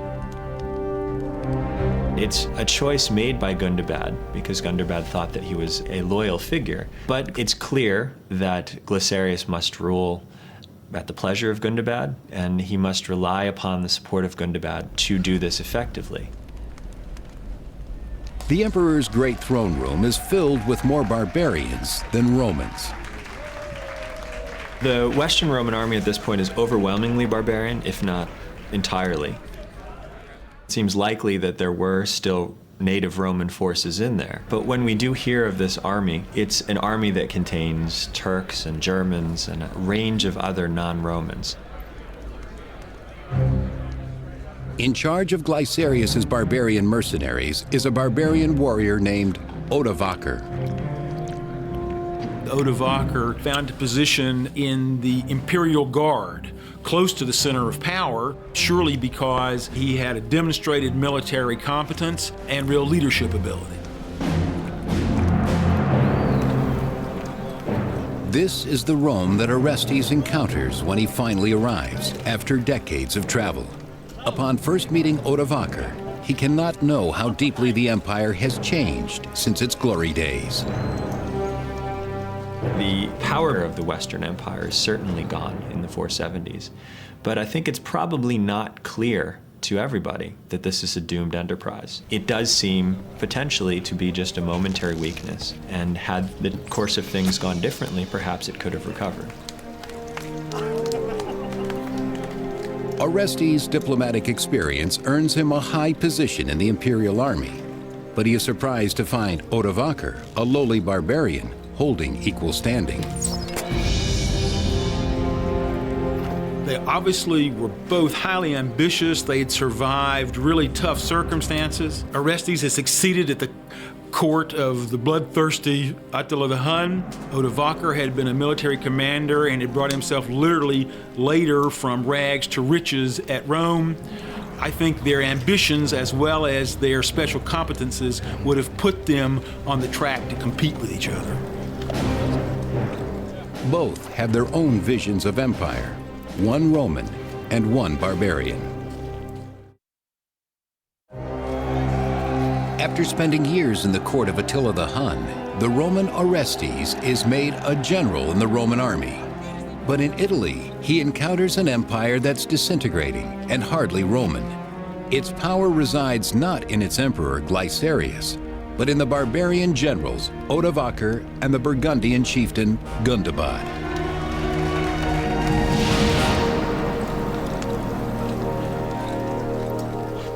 In the past, Rome had integrated its barbarian mercenaries in the army to ensure that they never gained too much power. But what happens in the 5th century is that they stay as Germanic groups. They get to keep their own clothing, their own food, their own culture, their own administrative structure, their political structure, their military structure, and it's bizarre, but they aren't Romanized. And now, Gundobad's warriors hold the same rank as their Roman peers and Emperor Glycerius's Roman army. The army at Glycerius's disposal, or rather, basically that Gundobad has at his disposal, will be a mixed formation, no doubt comprising some Burgundians, but many other various groups as well, that together form, as it were, the army in Italy. In the case of the Roman army, there seems to have definitely been tensions at times between barbarians who were serving and Romans who were serving, Romans who felt that because it was the Roman army that their leadership capabilities should be recognized, whereas barbarians should be disqualified because they were barbarians. The once unified power of the Roman military is lost as violence explodes within its ranks, dividing the army against itself.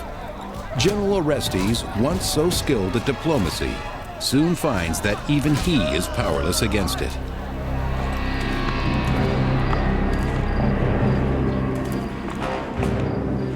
As Rome suffers greater losses against tribes like the Visigoths in Gaul, Roman soldiers must question the allegiance of their barbarian allies. I think everybody had their own interests at this point. Things become somewhat fragmented and diffuse, so that what we're dealing with is a group of people whose interests are no longer united, even among the Romans themselves. Chaos reigns on the battlefield when the army no longer fights for the empire, but every man for himself. When the enfeebled Western Empire can no longer keep its enemies from sacking the Mediterranean coastline, the stronger Eastern Empire, based in Constantinople, finally steps in.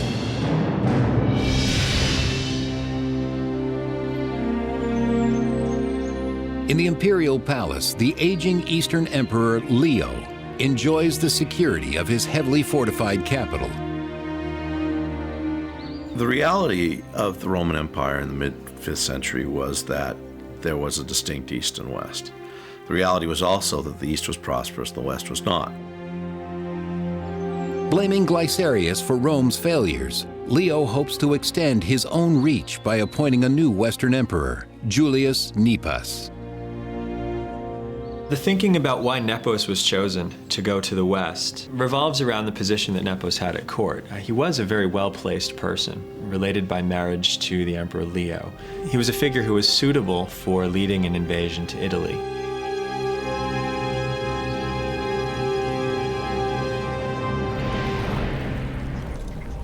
In 474 AD, Nepos assembles an army and leads his troops away from Constantinople, bound for Italy. The East is going to look to reassert its influence in the West and find a candidate who could depose Glycerius. Its reaction is not a surprising one. As a newly appointed emperor, Nepos has a great deal to prove, and even more to lose, if he fails in bringing the Western Empire back from the barbarians. As Nepos's army sails from Constantinople, the Western Emperor Glycerius must prepare his own army to counter the attack in Rome. But when Glycerius orders Orestes and Odovaker to ready their troops for battle, he encounters firsthand the problem of barbarian loyalty. Gundobad and his Burgundian troops desert him in his hour of need.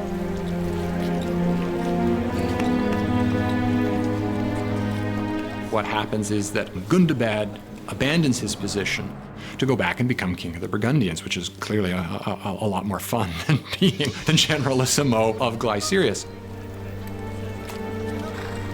The army, because it's not a Roman army in terms of its native background, has a different agenda and a different set of desires than perhaps a citizen militia would. Without his Burgundian support, even the armies of Odovaker and Orestes cannot save Glycerius from the invading forces of Nepos.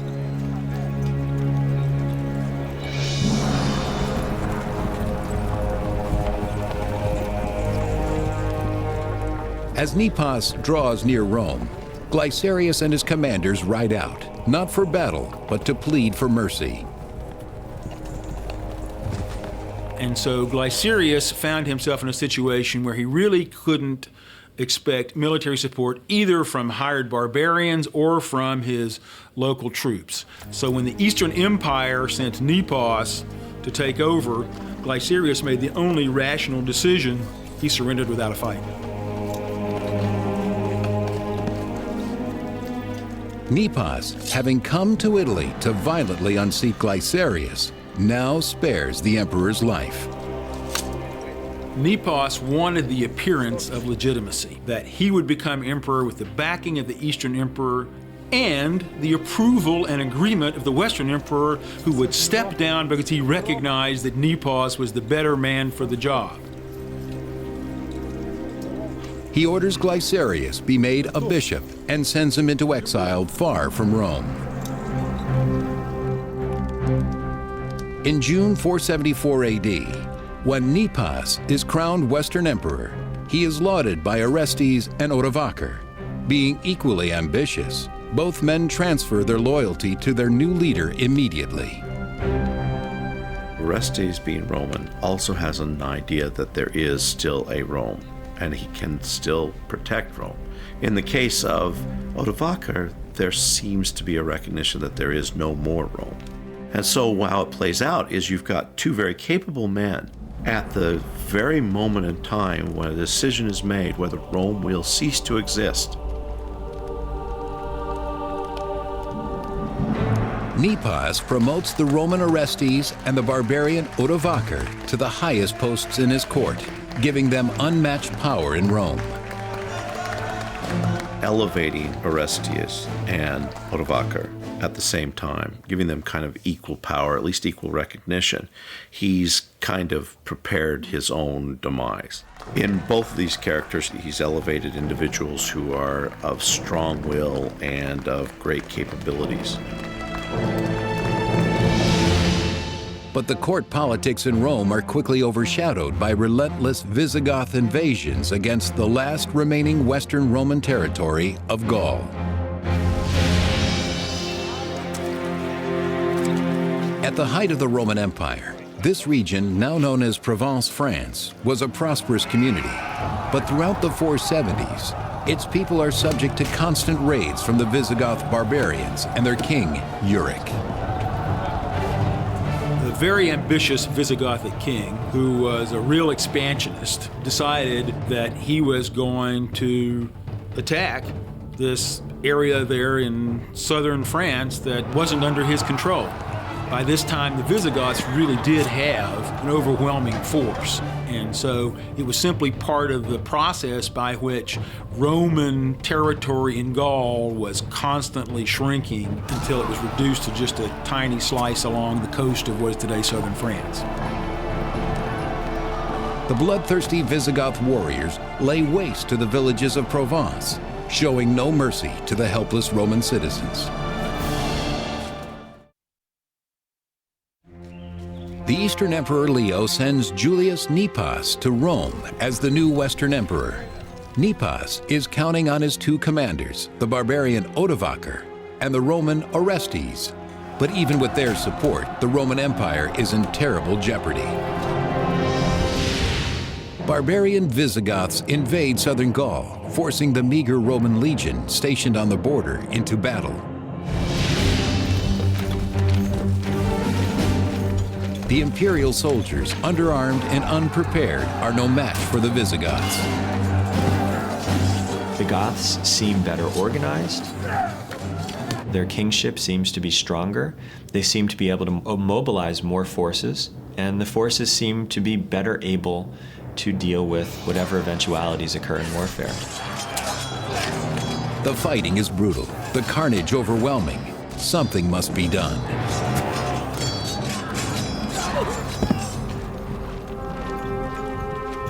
Though the Roman commander Orestes is inexperienced in battle, Emperor Nepos sends him from Rome to Gaul with orders to drive the barbarians out. He's to be the new commander-in-chief in Gaul. Now, the thing is, you can ask yourself, is this such a great honor or such a great position to be given that there's very little that's left to be controlled in Gaul? It seems like an honor, but perhaps it was actually a way of sidelining him. We don't know.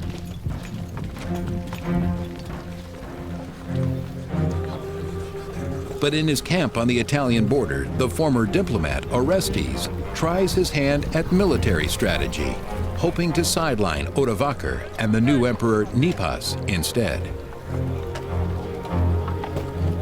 He offers a deal to his mostly barbarian soldiers. If they march with him against Emperor Nepos, he will grant them valuable land in Italy.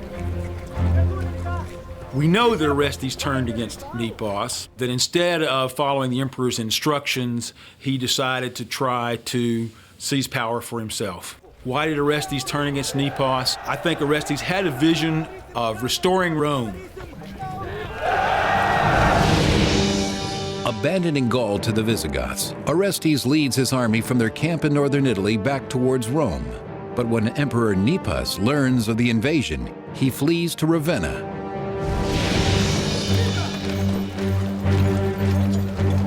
In August of 475 AD, Orestes marches into Ravenna and orders his troops to scour the city in search of the emperor. The barbarian soldiers go on a rampage, terrorizing the citizens and destroying property. I can only imagine that Orestes either thought that Nepos was selling out the Roman Empire to the barbarians, or that Orestes simply had this overwhelming ambition to capture the Roman Empire's leadership for himself. But even under the threat of death, no one reveals the emperor's hiding place. Emperor Nepos is forced to secretly escape the city, according to 6th century historian Jordanes. Nepos fled to Dalmatia, and, deprived of his power, he languished there as a private citizen, in the same city where the exiled Emperor Glycerius recently became bishop. Soon, Nepos is on his way out. He's exiled and will continue to be exiled, calling himself emperor until 480. And in fact, some historians give him sympathy as the last Roman emperor, but he's long since ceased to exist as an emperor. With Nepos gone and the barbarian soldiers under his thumb, Orestes believes he can restore order to an empire engulfed in anarchy.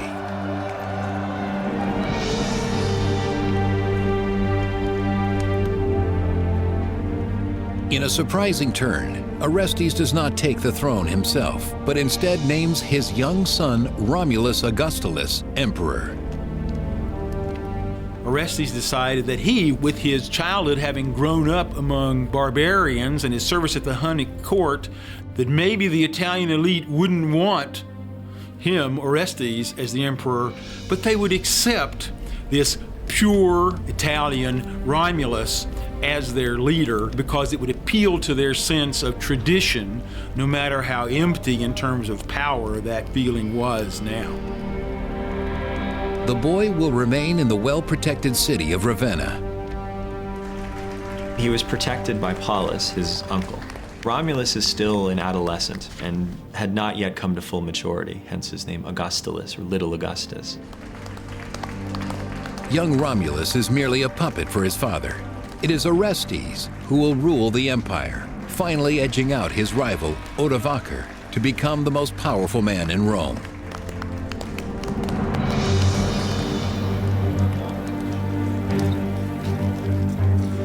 Swollen with pride, Orestes ignores his debt to the barbarian soldiers.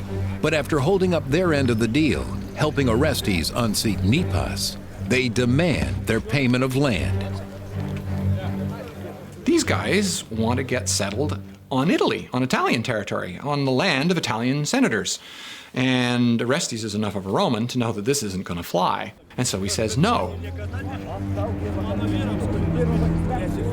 Orestes couldn't pay the soldiers. For the soldiers, the purpose of having an emperor was to pay them. And so when Orestes, the power behind the throne with his son on it, can't come up with the money that they want, or can't come up with the land that they demand, then there's only one answer. Get rid of that emperor and get somebody else who can get us what we want.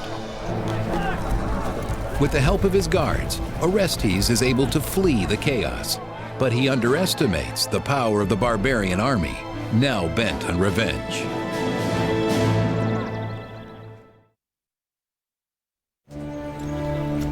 After years of competing for power with his barbarian co-commander Odovaker, the Roman Orestes gains the advantage, crowning his own 12-year-old son as puppet emperor. But tensions rise as the barbarian army goes unpaid.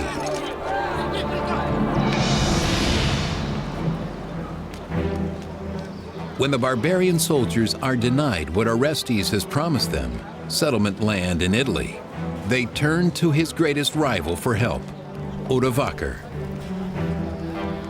So the soldiers made a perfectly rational decision to go to somebody else, in this case Odovaker, who they thought had a better chance of satisfying their demand. Odovaker was a barbarian, and they could expect that he wouldn't have nearly as many qualms about giving them land or money or whatever they needed, regardless of where it came from, in order to make them happy.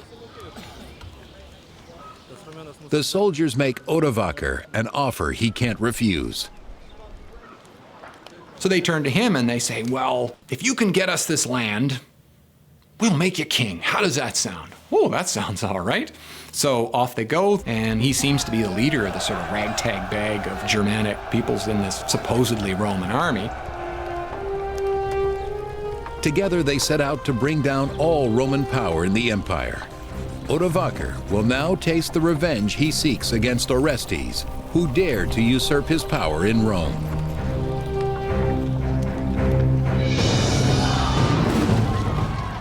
They immediately begin to raid the cities of Italy. The narration that we have of this talks about days and days of plundering, the wealthy being stripped of all of their money. After risking their lives for the sake of an empire they can't even call their own, the barbarian soldiers feel the time has come for Rome to pay in blood what they cannot pay in money and land. Pretend you're a soldier for them. Pretend that you have to live on the meager wages that you've got, and now you miss a payday. One payday, you may be able to make it. 2, 3, 4 paydays in a row, you're starving. Are you going to have much allegiance to the army that has left you starved? Now answering to no one, Odovaker relishes the opportunity to finally assert his dominance over Italy and Orestes. What we're talking about in 476 is not a war per se. There's no great battles, there's no sieges. You've got starving soldiers seeking to survive. And in order to survive, they will do whatever it takes to do so. Because they are trained to fight, they will put down anyone who encounters them. And riots and rampages and sackings and rapings take place. With Odovacar closing in, Orestes leaves his son, the young Emperor Romulus, in Ravenna under the care of the boy's uncle Paulus, while Orestes escapes to Ticinium in northern Italy. Orestes is forced to seek refuge from Odovacar and his troops in Ticinium, which is modern Pavia. We're told by a text that the bishop of Pavia gives Orestes sanctuary in the city. But even the house of God cannot protect him from the barbarian forces. Orestes is forced to flee as Odovacar and his men ravage the church, desperate to root him out. The bishop had his collection of alms stolen. All of the money he'd collected to help the poor was stolen by Odovacar's forces. They also burned buildings, including the church. As the church goes up in flames, so do Orestes' visions of the empire's rebirth. Odovacar does not care about the perpetuation of Rome. In fact, it's a realization to him very early on that Rome no longer exists. But what role does he play? What power can he hold?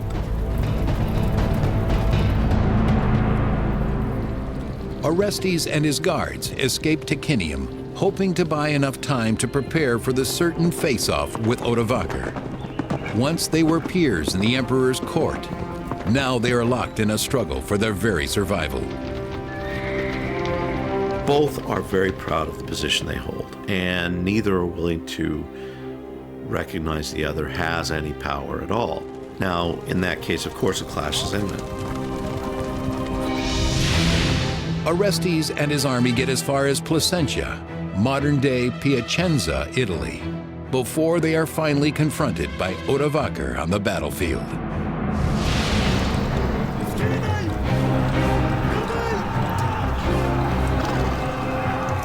The inexperienced Orestes has little chance against the savagery of Odovacar's barbarian troops.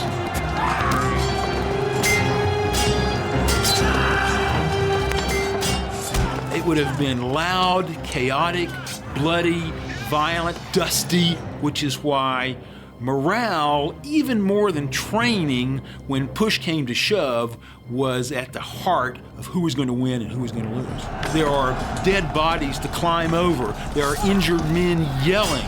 There are people loosing their bowels from fear.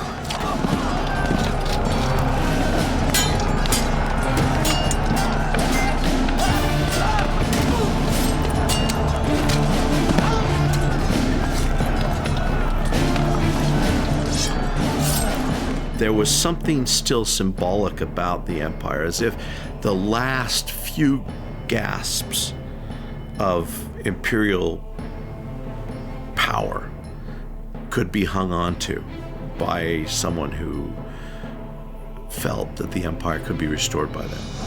They thought the empire was still existent, or that they could save the empire. We know as historians now that they cannot. No matter how foolish, Orestes refuses to admit defeat. When the Roman general Orestes breaks his promise of land to his barbarian troops, they launch a full-scale revolt led by Orestes' rival, the barbarian general Odovacar. Now fighting on a battlefield near Placentia, Italy, the two adversaries vie for supremacy, just as they once did in the emperor's throne room in Rome. Odovacar and Orestes are the two most important individuals in the West. On their shoulders lie the future of Rome, and one has to agree with the other. There has to be some compromise made. If not, there will be violence, and that's in fact what happens. It's a brutal fight to the death, and in the battle's end, Just as in the empires, the Roman finally succumbs to the mightier barbarian.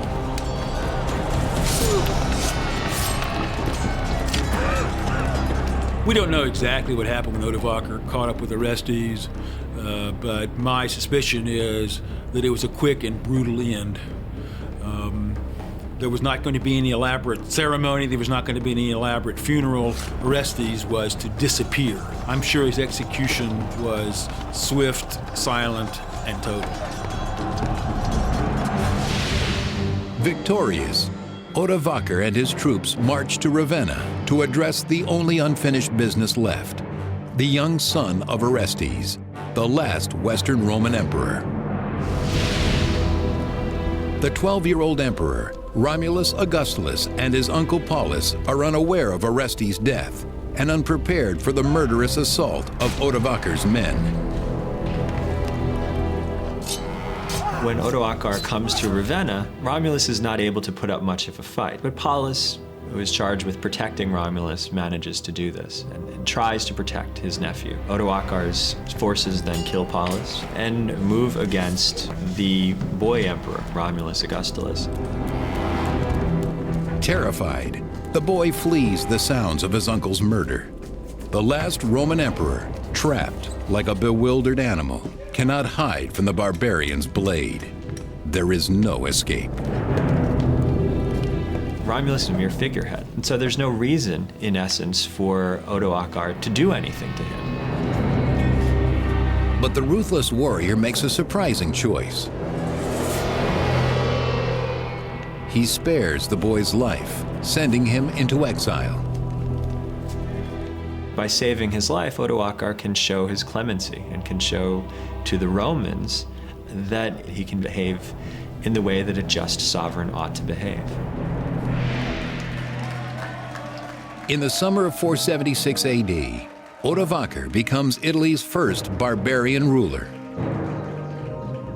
Odoacer is now king. Now, he's not king of Italy, he's not king of the Roman Empire, he's just king of these guys. This little motley band, whatever it was, making up the Roman army at this point. Odovacar is king, not emperor, because the Roman Empire is officially dead, just over 500 years after its birth in 27 BC. It really is the end of a Roman emperor in the West. Now there's going to be a king in the West. There's still a Roman emperor in the East, but the East has no effective control over the West. In a real political sense, things have changed fundamentally. News of Rome's fall travels quickly to the new Eastern Emperor Zeno in Constantinople. The messengers arrive bearing the news the Eastern Empire has dreaded for years. They carry the last vestige of the boy emperor's imperial office. The last thing that Odoacer has Romulus Augustulus do before he formally steps down from the Roman throne is send an envoy on behalf of the Senate and the emperor, conveying the ornaments of imperial authority to Constantinople with the word that no emperor is needed in the West. With a barbarian king lording over Italy, the remaining symbols of Roman power are no longer needed. We know that Odovacar very publicly proclaimed he was not going to wear the purple robes and the golden crown that signified a Roman emperor at the time. He was going to leave those aside. Odovacar was something new. He was a king in the West, not an emperor. The robes and the crowns and the jewels of emperorship now belonged to the Eastern emperor. But in his hands, they no longer signify power and prestige, only failure and loss. Back in Italy, the families of the barbarian soldiers are now finally granted the land they fought for. The West now lies completely in their hands. It's clear Odoacer did uphold what he had agreed to his soldiers. He kept his promise, he gave them what was due to them, and was a man of his word to those supporting him. For the empire, invasions of women, children, and homesteads proved more powerful than those of warriors and siege machines. Rome became strong in the beginning because it took in outsiders. That is to say, it encouraged immigration. But in the end, when the barbarians came in numbers and wanted to be part of the Roman Empire, for complicated reasons, the Romans were unable to take them in the way that they had done before. This failure to make immigration a positive source of strength really was one of the principal reasons for the undoing of the Roman Empire.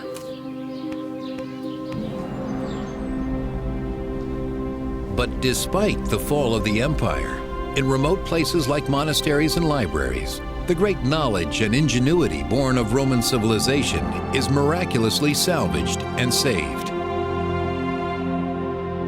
The idea of Rome endured because in those pockets where there was still an emphasis on learning and education and books, it was Romanness and the classics of Roman literature and culture that were seen as the foundation of a civilized life.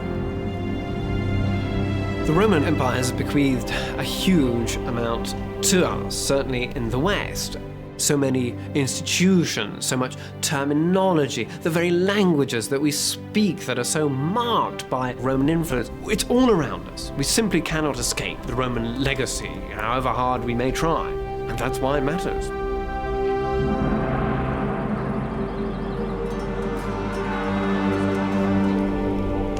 From democracy to empire to its fall, Rome has inspired the Western world as we know it. Its civilization survived centuries of war, persecution, corruption, and plague, only to die quietly, slowly, at the hands of one barbarian soldier. There is a romanticism to caring about the fall of Rome, caring about the Roman Empire as a whole. I mean, it certainly was a very important part of the formation of the modern world. But let's face it, it has been around for 1,500 years. Why should we care any longer? And I think the answer is very simple on that. We should care because in Rome lay all of the wonderful aspects of humanity and all of the terrible aspects of humanity. And if we study those, we understand them. Perhaps we can repeat the good ones and not repeat the bad.